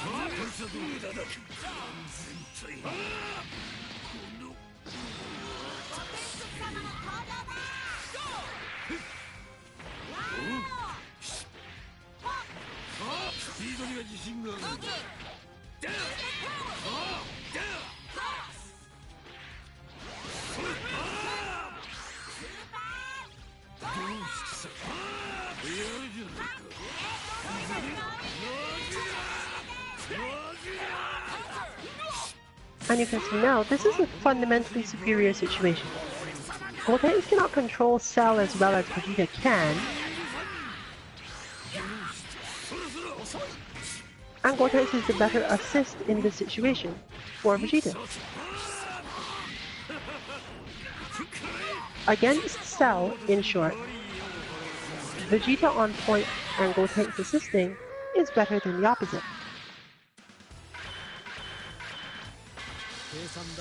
The game is not really decided that much by your ability to do combos with either character, because your opponent could just block most of them.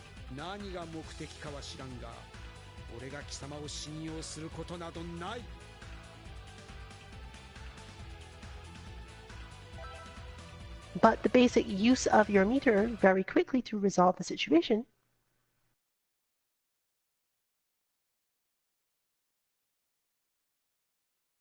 becomes more viable when you can just do Big Bang Attack or Final Flash to deal with whatever you see in front of you.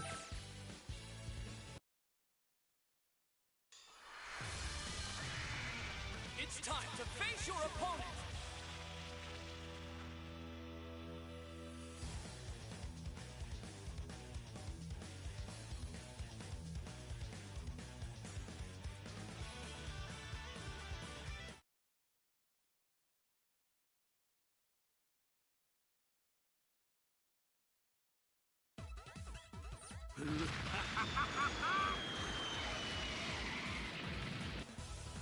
It's all or nothing! Fight it out!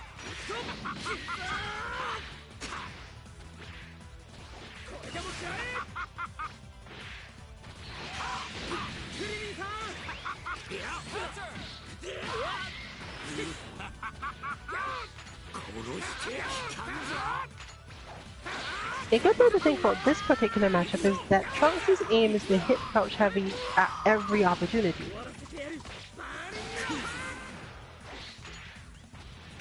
And whenever that seems like it would lead to a bad situation, call one of the others. The reason this is so effective is because if Trunks fails his Crouch Heavy, he normally doesn't take a lot of damage. It's more so that the opponent gets to start their pressure. But as long as Gohan is available to stop that, it really doesn't matter. Making the opponent play a lot more cautiously or try to do long range things. Meaning it's easy to get Trunks out if you want, have him heal up, and turn the situation in your favor just like this.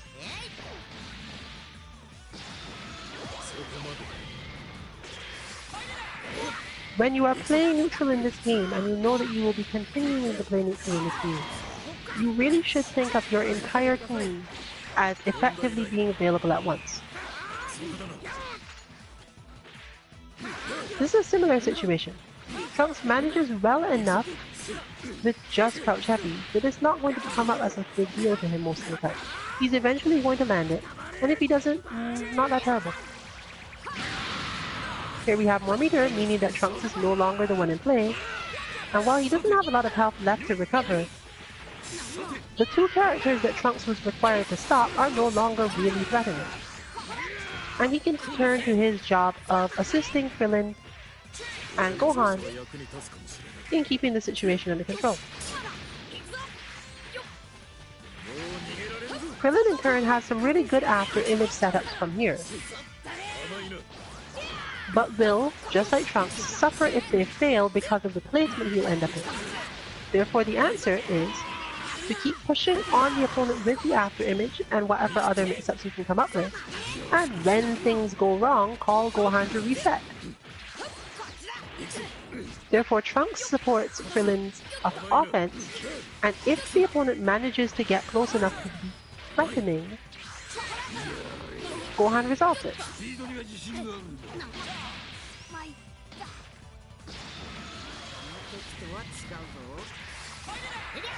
With the available Sparking Blast, it would have been possible to basically keep Krillin alive anyway, even without calling Gohan. And the final result would have been being able to call Gohan even more.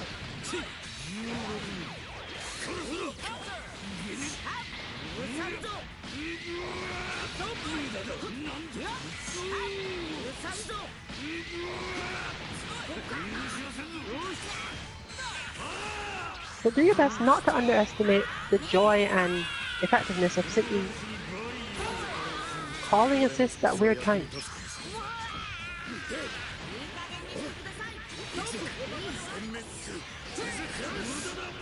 Rather than try to defend himself, for example, Gohan basically called Trunks and it did not work, as in Trunks did not hit anything, but who knows?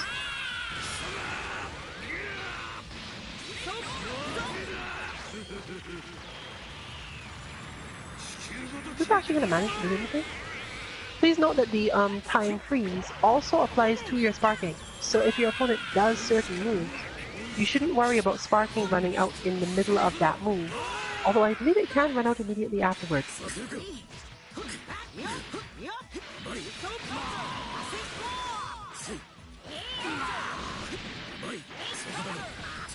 This is relevant for level 3s because it means if it runs out directly afterwards, you might not get back all of the health recovery you were expecting and basically soak up the whole level 3. But it's still helpful, especially those that take particularly long to animate.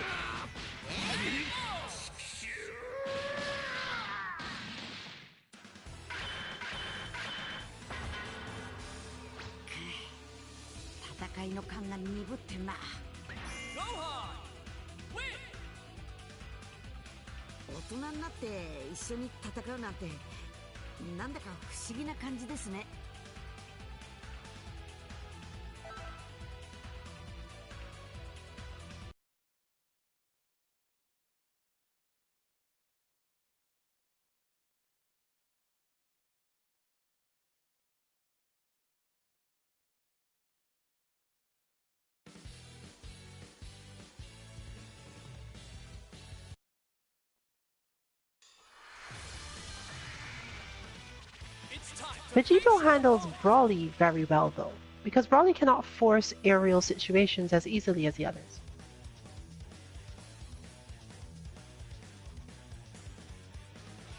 This generally means that Broly needs to play very carefully against Vegito and call Cell as often as possible, even though this won't necessarily give him a direct advantage. Keeping Vegito quiet by calling Cell at the right time is more important than doing anything specific, because now it has become more a matter of this form of the game. And because Vegito is not necessarily good at beating up Broly in neutral, you get to call Cell a lot.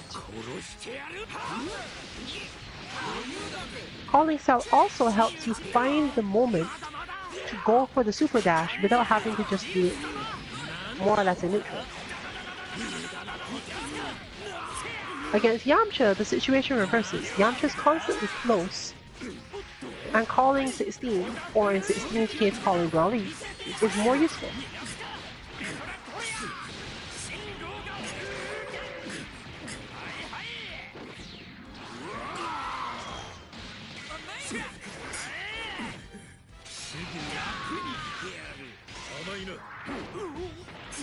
This is also because, as you've just seen, 16 is much better at following a retreating opponent, so he's not really as worried about this situation.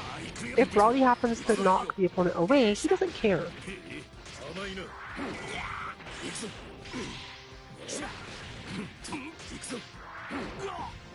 His ability to rapidly reposition means that overall he doesn't care once the opponent is close to him, as long as they have to eventually stop, and Broly will buy him enough time to do something about it.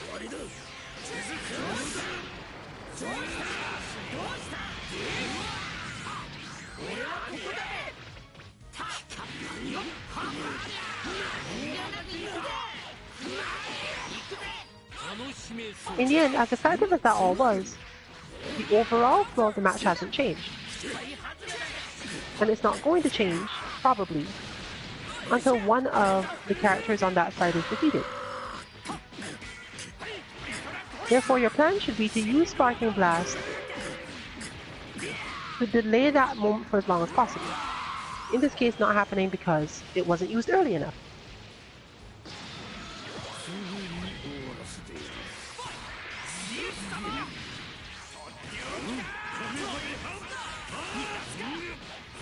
But even with just still Broly and Cell, a sufficiently weakened opponent is still in a lot of trouble. Cell does not handle Vegito well though.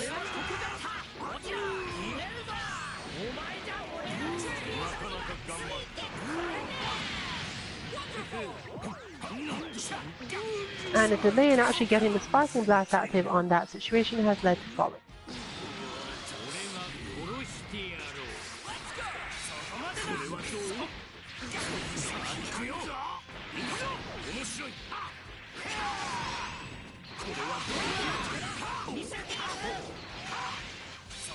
From here, therefore, it's relatively easy for Beerus to use his own assist to keep Broly in positions he can't deal with, and not really have to do any work at all. Effectively speaking, Beerus is now able to call Yamcha to make distant attacks for him. And similarly, Yamcha, who is now up against a solo Broly, can pressure him quickly enough that not a lot of things matter.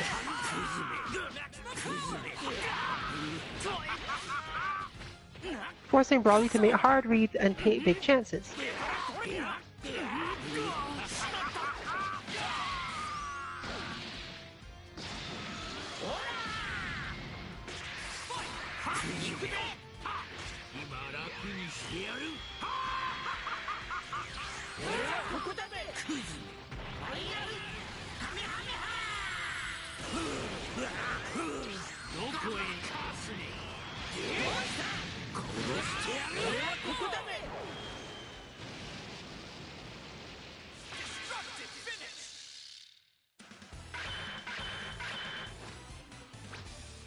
どうした？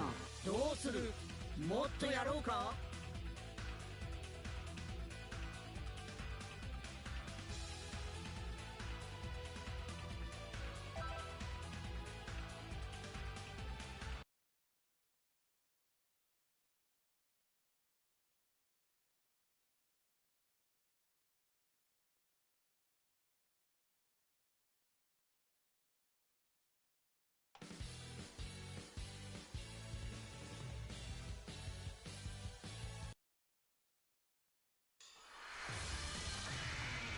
The battle's about to start. Good luck!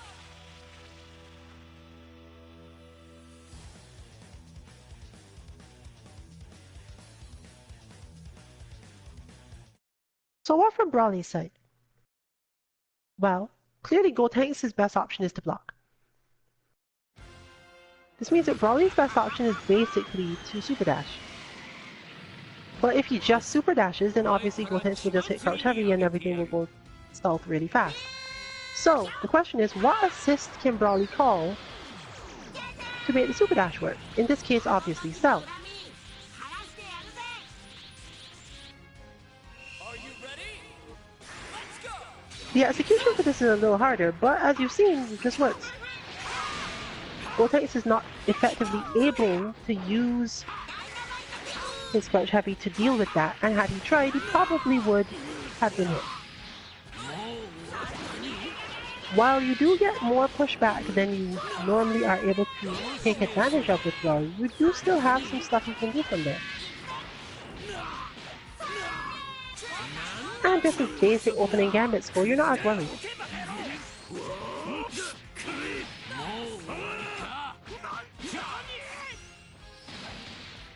But let's move into understanding how Cell works when you're calling assists for him. Assume that for Cell to use an assist effectively, Cell has to already be in the air. Cell has a lot of moves where he gets to hit the opponent but isn't sure that he's hit them fully. Or goes over their head and flicks them a little bit.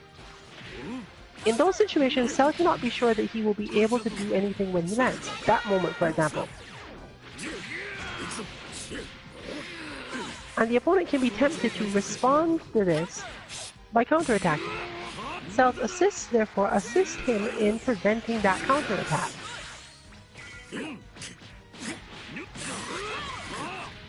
Because Cell can handle himself on the ground. But Cell's mix-ups require that he occasionally go into the air, and if it's the air hit that happens to actually connect, he can in fact be in a lot of trouble. This situation, for example.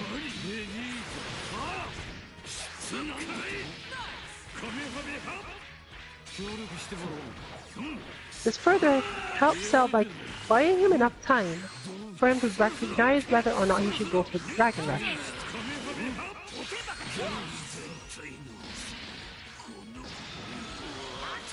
But there's not a lot of other situations where you build up assist use for Cell because Cell can do everything else on his own. His weakness is basically converting into damage at a moment's notice. This is further compounded by the fact that a lot of Cell's moves can be recovered out of if you know which direction to go. Your assists, however, as the Cell player, cover so much of this that it can often feel as if you don't actually have any options as to where to go.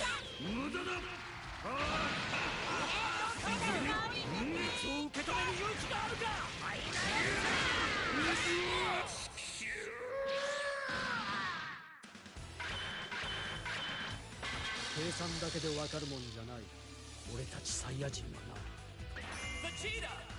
Win! 何が目的かは知らんが、俺が貴様を信用することなどない。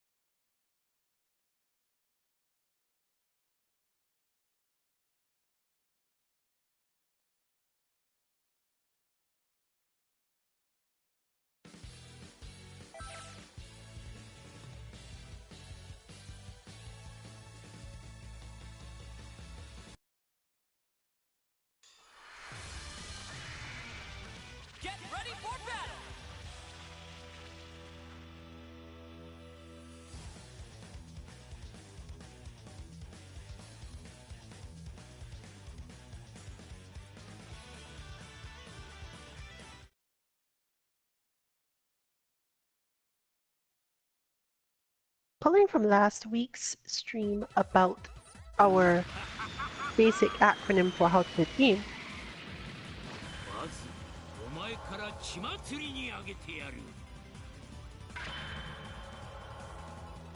the assist phase comes in partially in conjunction with and right after understanding meter.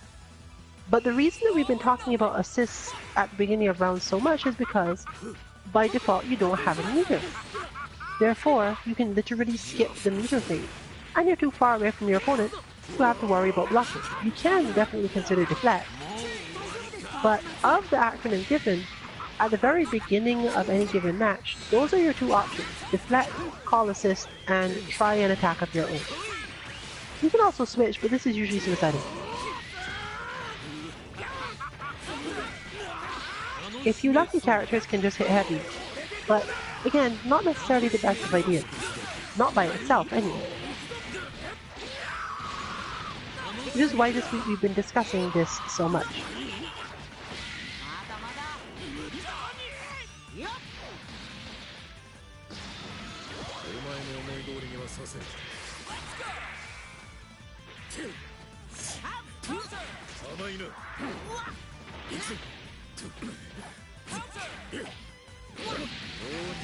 It's easy for Gohan to lose that stand heavy spacing. But an attack from Trunks at all, hit or miss, gives him just enough time to get into that position, forcing the opponent to have to counter assist or use meter to stop him.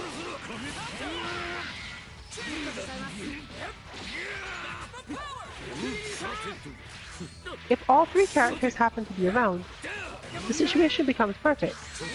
Gohan calls Trunks to buy him some space and time, attempts to stand heavy, or sometimes crouch heavy depending on where he is, and once he lands it, is able to probably do a combo that lets him switch to Krillin, who is decent pressure mix-ups, and you don't have to worry anymore. So Trunks is able to play defense, Gohan play mid, and Krillin play pressure, all in one shot.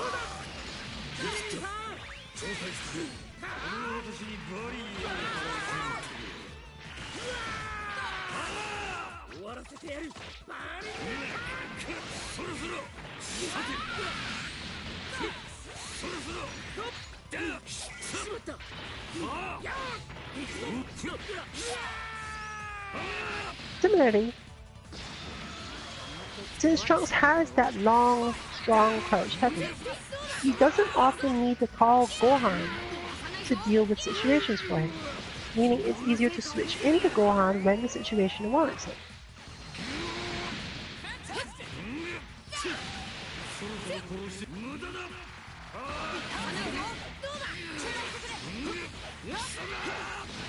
Similarly, here we have Krillin being able to begin the combo and Gohan finish it,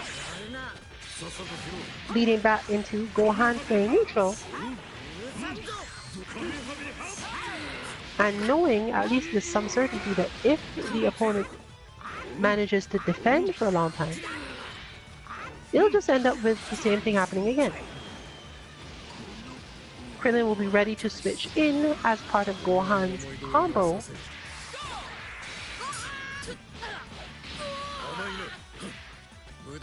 or just switch in for the sake of it, like this.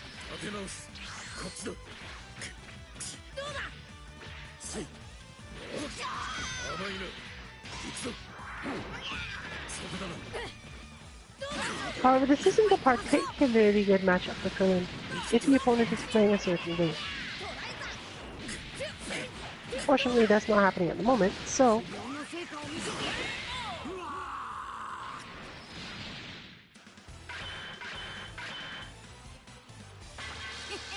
he gets to continue on.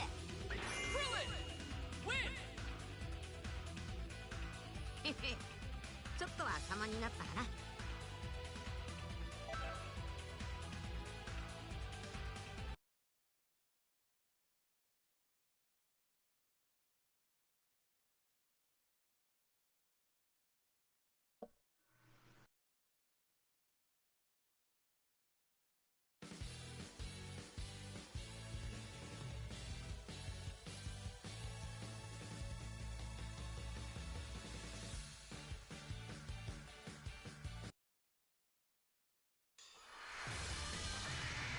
It's time to face your opponent.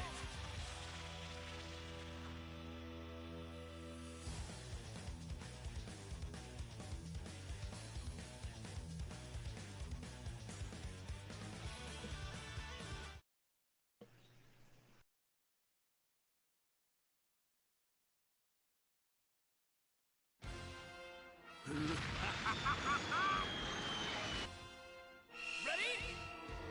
Fight! 俺も少しは役に立つかもしれない。余裕だぜ。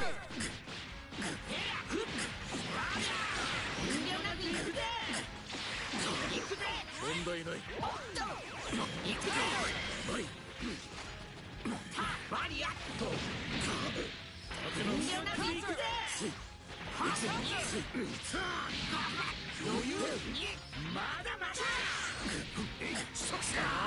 っちだよ。まだまだだ。大したもんだよ。じゃあね。問題ない。無理をするな。俺がした。甘いよ。特盛りサービス頼むよ。そこ行くよ。さあ行くよ。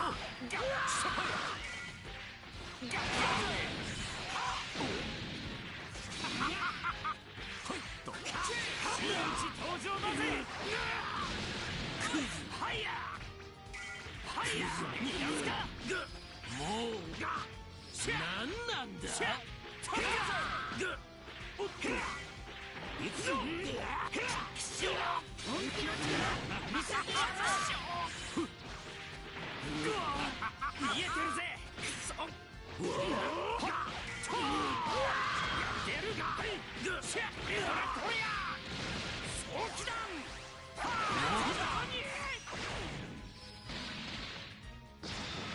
そこまで。カメハメハカウンター。はいやはいきっとカメハメハ立て直す。はいやってる貴様。はいはいやってやる。本気の力見せてやる。や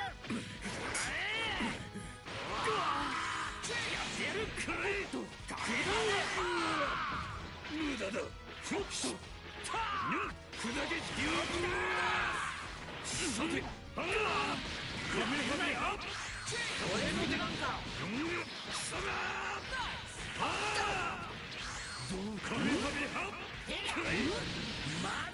Guess we were more likely to talk about the benefits of activating sparking at different points of the match. While we've covered the basics before, when you start to understand just how much of your synergy is based on your assists, and as your opponent's combo damage increases, therefore increasing the chance that they will manage to kill you from a basic situation, such as this one.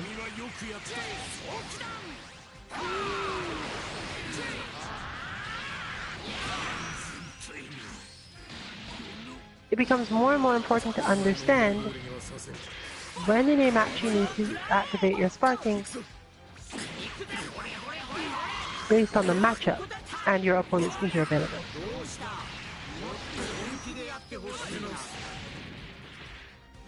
Especially since losing your own characters early without making sure that the one you have left is the one with the quote-unquote good level 3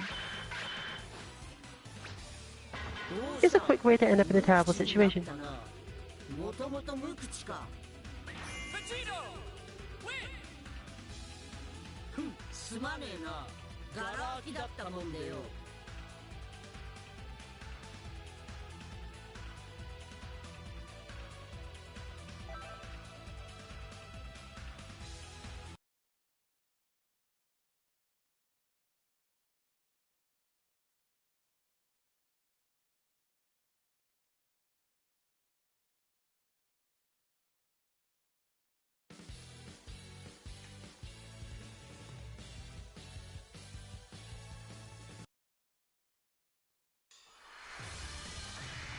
The outcome of this fight is anybody's guess.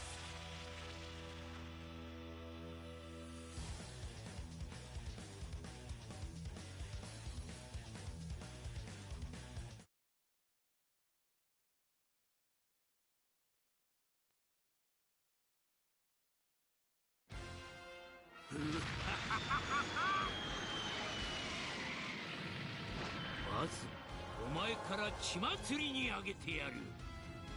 It's all or nothing. Let's go.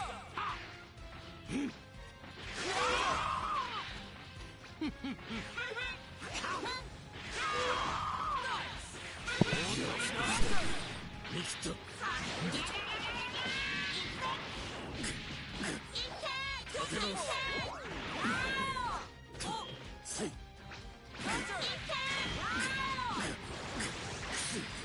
お前たちはどこか遠く。俺が殺してやろう。行くぜ。聞かんぞ。殺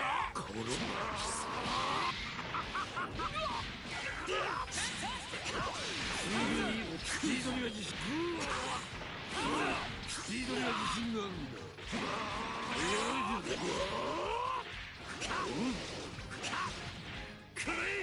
なんだ。こいつはどこ。この程度どこへ行く。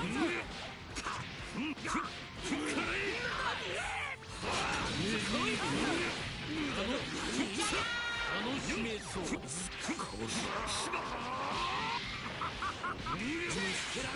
砕け散れ。そこだ。なんだと。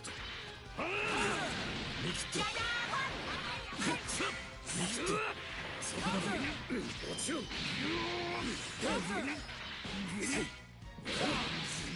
こだな。島を倒す。この俺だ。殲滅する。行くぞ行くぞ。無駄だ。行くぞ。そこだな。行くぞ。立て直す。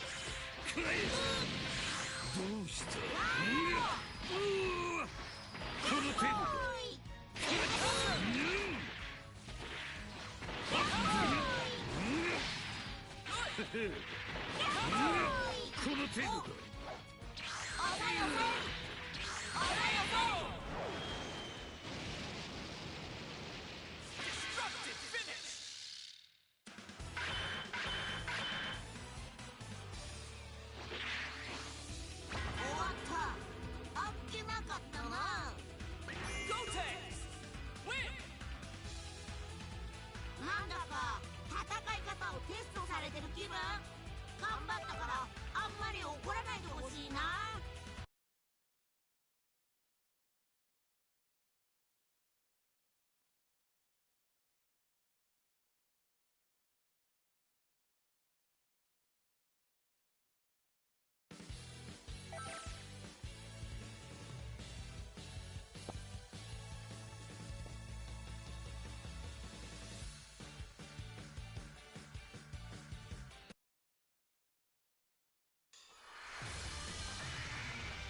Time to begin the match!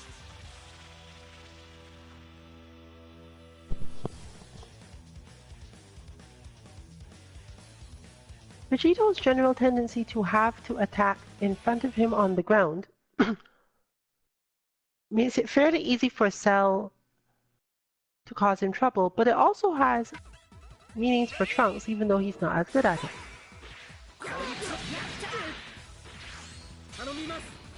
Trunks has moves that are specifically intended to take him into the air for a short period.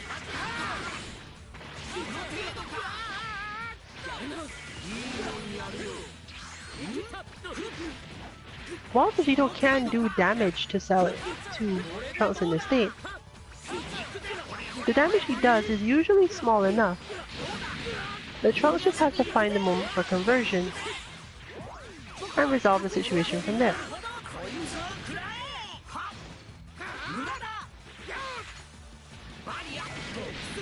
The question then becomes what to convert off of.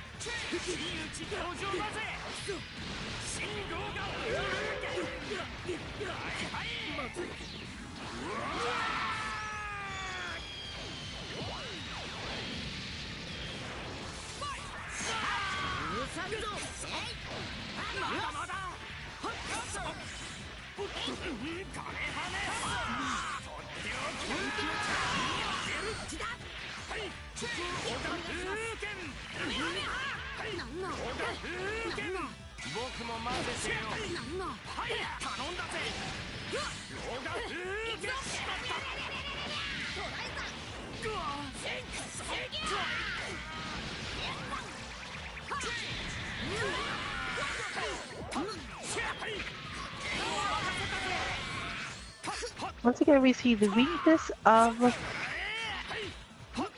Gohan's overhead, specifically that it has poor tracking and that you should just move out of the way most of the time, rather than trying to figure out how to block it at all.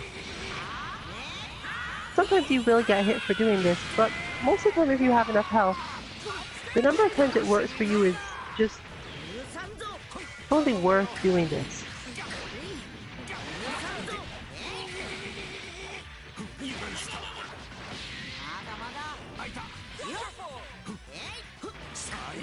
When you're in the corners, as just demonstrated, Gohan does have some mix-up he can do, making sure to do his Dragon Rush at the right time if he expects you to go into the air.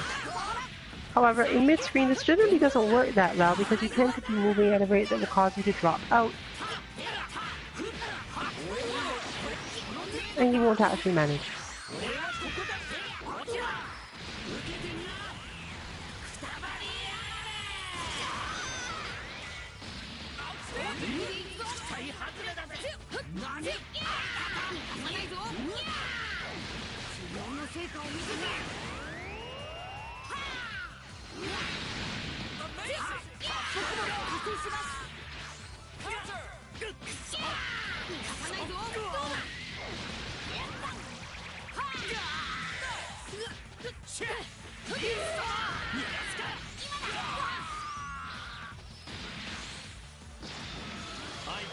The more you learn about your assists and when to call them, easier it is overall to manage your opponent's game plan.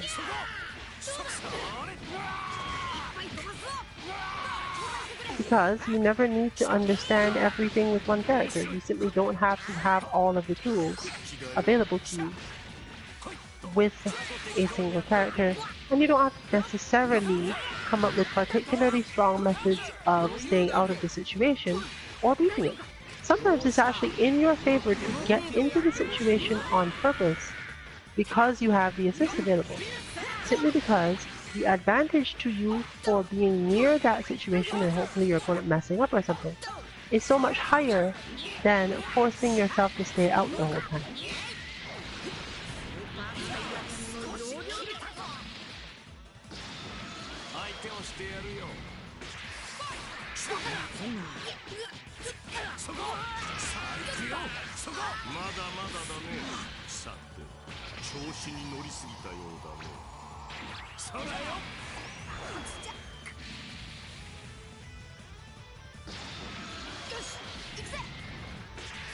Now, while this may look like a fair fight overall, Beerus simply doesn't have to put up with any of Trinity shenanigans. Meaning that this is in fact the optimal strategy. Using the fact that Beerus retreats often, taking up that space with Krillin and using it to build a lot of meter to use vanishes. Since he is not one of the stronger zoners in the strict zoning sense, Beerus tends to let you approach him a lot. Therefore, wearing him down with just vanishes is actually a reasonable way to deal with it once you've gotten him far enough into his health bar. He also doesn't have a whole lot of really good attacks that cover both sides or that react quickly to the opponent trying to do this, and he's often in the air so he can't block as easily. He might block but still end up somehow in a negative situation.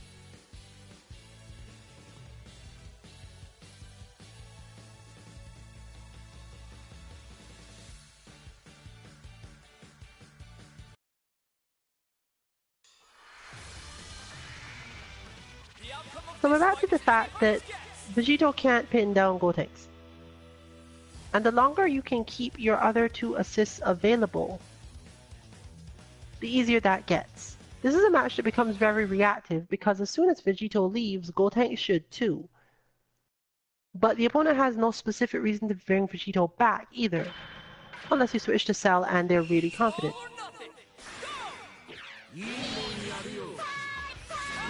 So generally, one should consider that the overall advantage here is to Gotenks, but he has to be a little bit more careful about when he calls his assists. And as soon as Vegito is gone, Gotenks should be gone too. Fortunately, against Beerus, it's super easy to get Gotenks out because you can just regular switch and they'll go right through Beerus' orbs.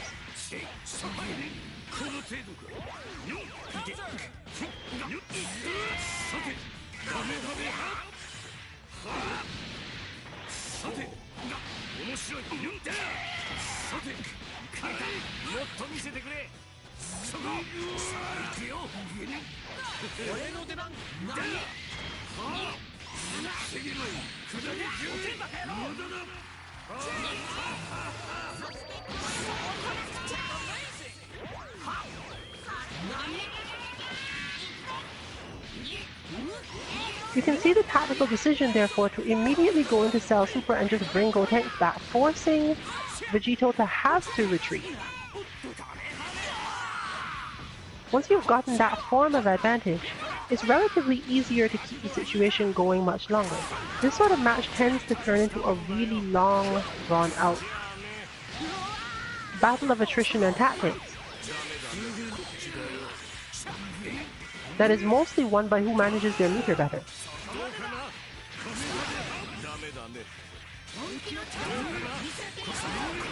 Or who manages to luck out the first kill.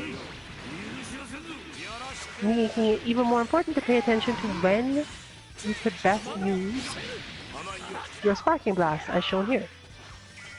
That was basically to keep Cell alive and make sure that things stayed in positive situations. And functionally, they did.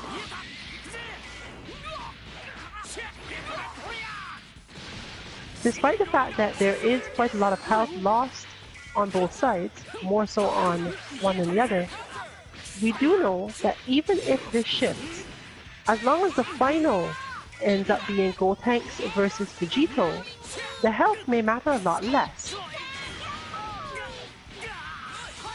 Therefore, functionally thinking about this, the key is to make sure that Gotenks takes very little damage and gets switched out whenever he needs to.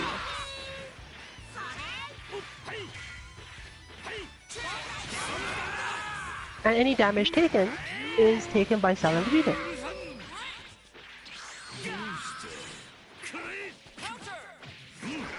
Of course, it helps if you manage to also damage Yamcha and Beerus fairly heavily.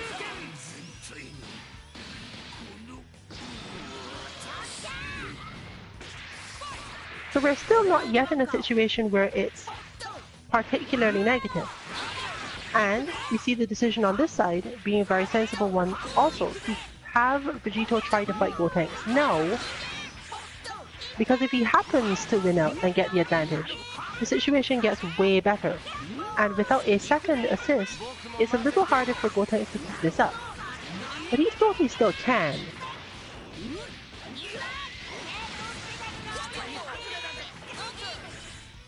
Gotenks has the option of, relatively counterintuitively, therefore,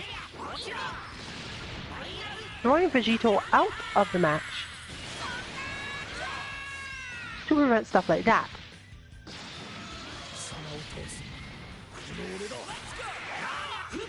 As this is a much harder fight for Vegeta to win than it would have been for Gotenks.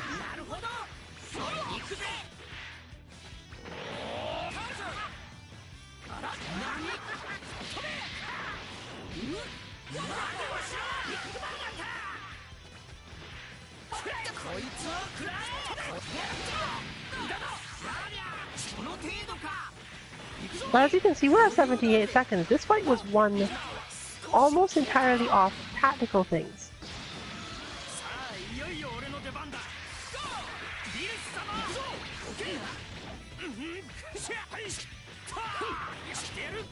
However, fortunately, there is still somewhat of a chance here given that Vegeta's strength against Yamcha is very well known. This is primarily because Vegeta's heavy usage of invincible moves at close range means that Yamcha can't do a certain number of things. And Yamcha's relatively low punish damage for those things means that if you have enough health on Vegeta, you're just going to wear Yamcha down over time anyway. It technically would have been Beerus that one had to worry about.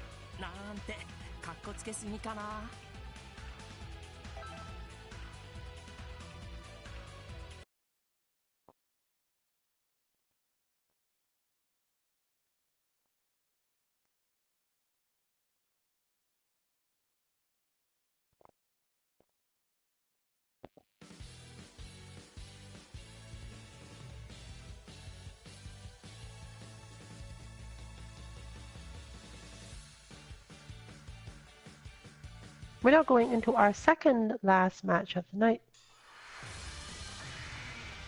Get ready for battle.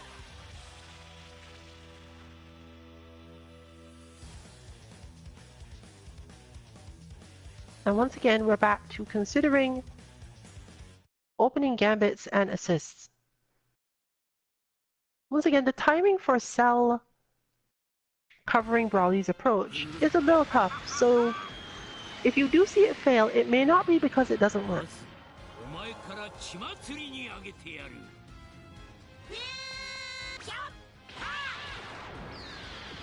The key question then is, what is Broly supposed to do if he does manage to do this? Because Cell will push the opponent back out.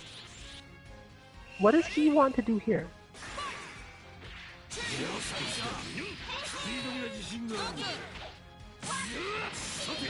But in this case, we see Gotenks move, which once again shows how easy it can be to switch your plan with assists. Seeing Gotenks move means that even though you still intend to hit the assist button, you can just hit it while holding forward instead.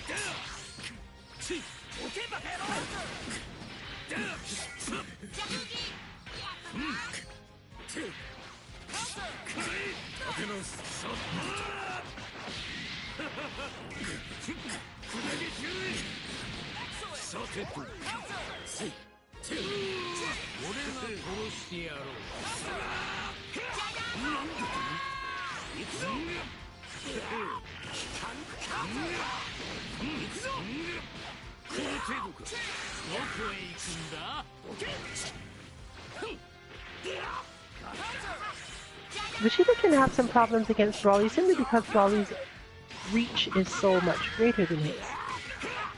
But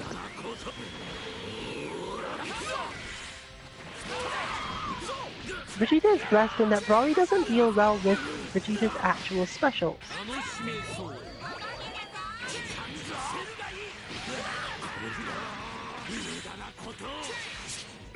leaving him with a lot of freedom. In this match as well.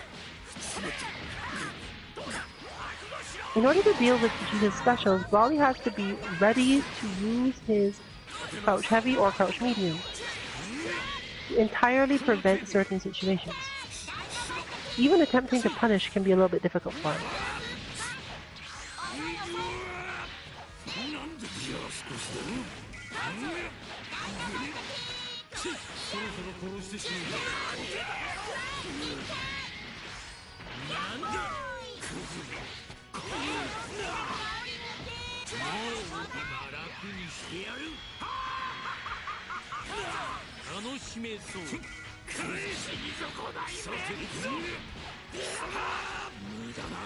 And once again we have the situation where Broly really needs to call Cell to cover that.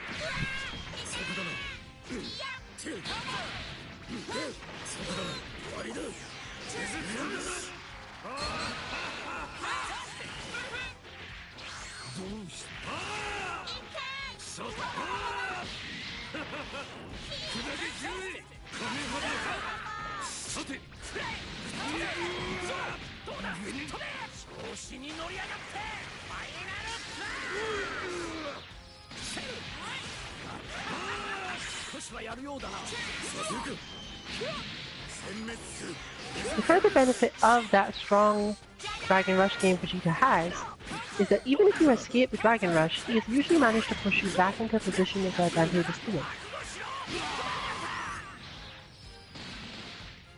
A general strength of pressure characters in this game. It helps if your pressure character also has a lateral upward attack the way Vegeta does, to pin the opponent down once the situation has shifted.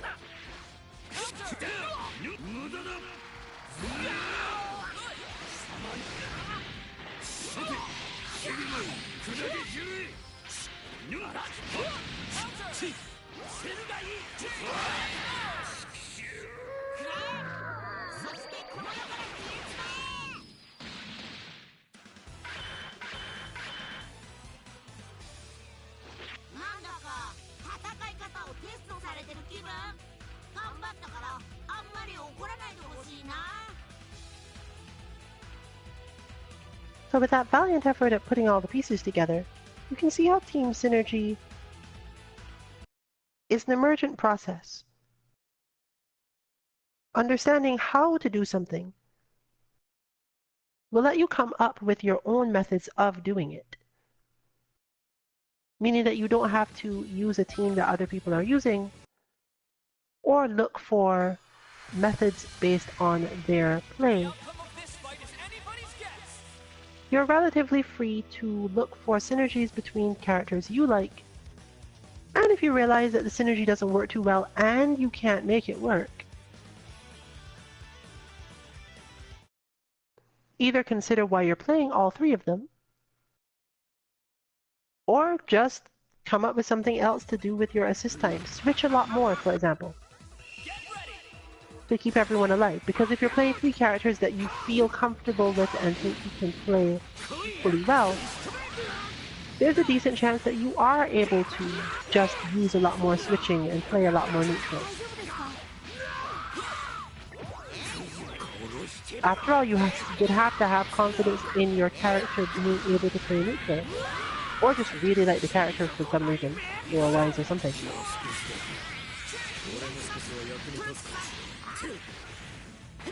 And if you're right and you can play neutral with all three, this is probably the only time when using assists might not help you. Specifically that their assists don't synergize with their playstyles somehow. But they're all good in neutral, in which case you just switch whenever you need to.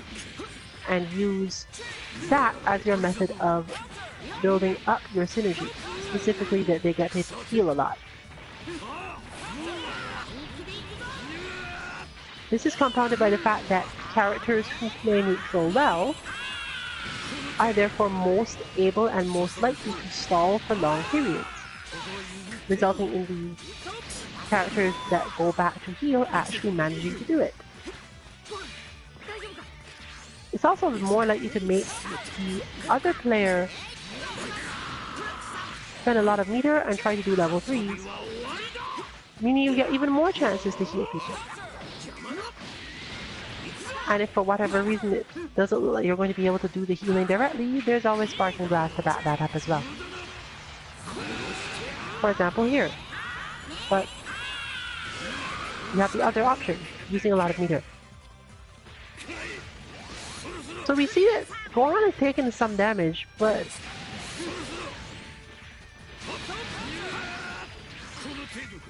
this is literally a healing team at this point. There's no way to break them down without getting in close. But currently Gohan and Trunks are able to play neutral to the point where it doesn't matter.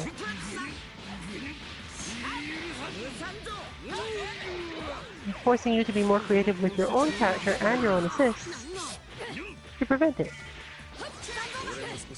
If necessary, Krillin can also play defense for a long period, as you can see here, when he's brought in to help handle the fact that Sparking has been activated.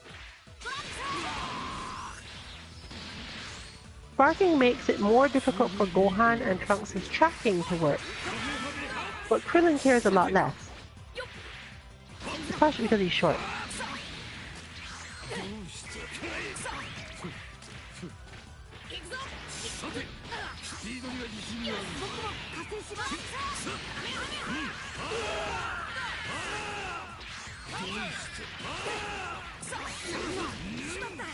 So the final result is an opponent who is effectively worn down and constantly forced to do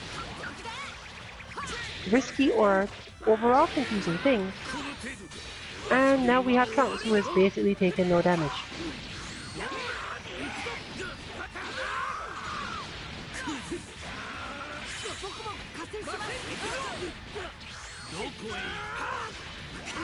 And even when he does take damage, it just isn't going to stress out that player.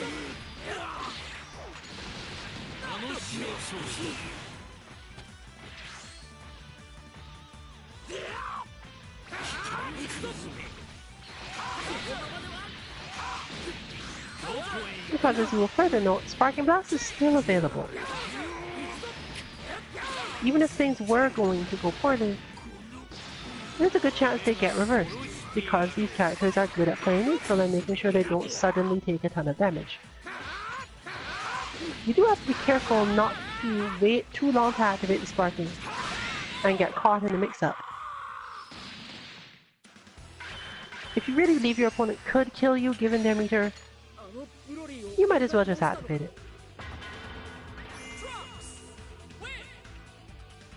And that brings us to the end of our stream. Join us tomorrow for Cody Bot, this guidance, and on Monday for Mishmash Lounge. Tuesday Train for Guilty Gear, and probably more Samurai Casuals on Wednesday, bringing us right back around to our Thursday Kame House lobbies. This has been Rillian for 2MK. Enjoy your evening, everyone.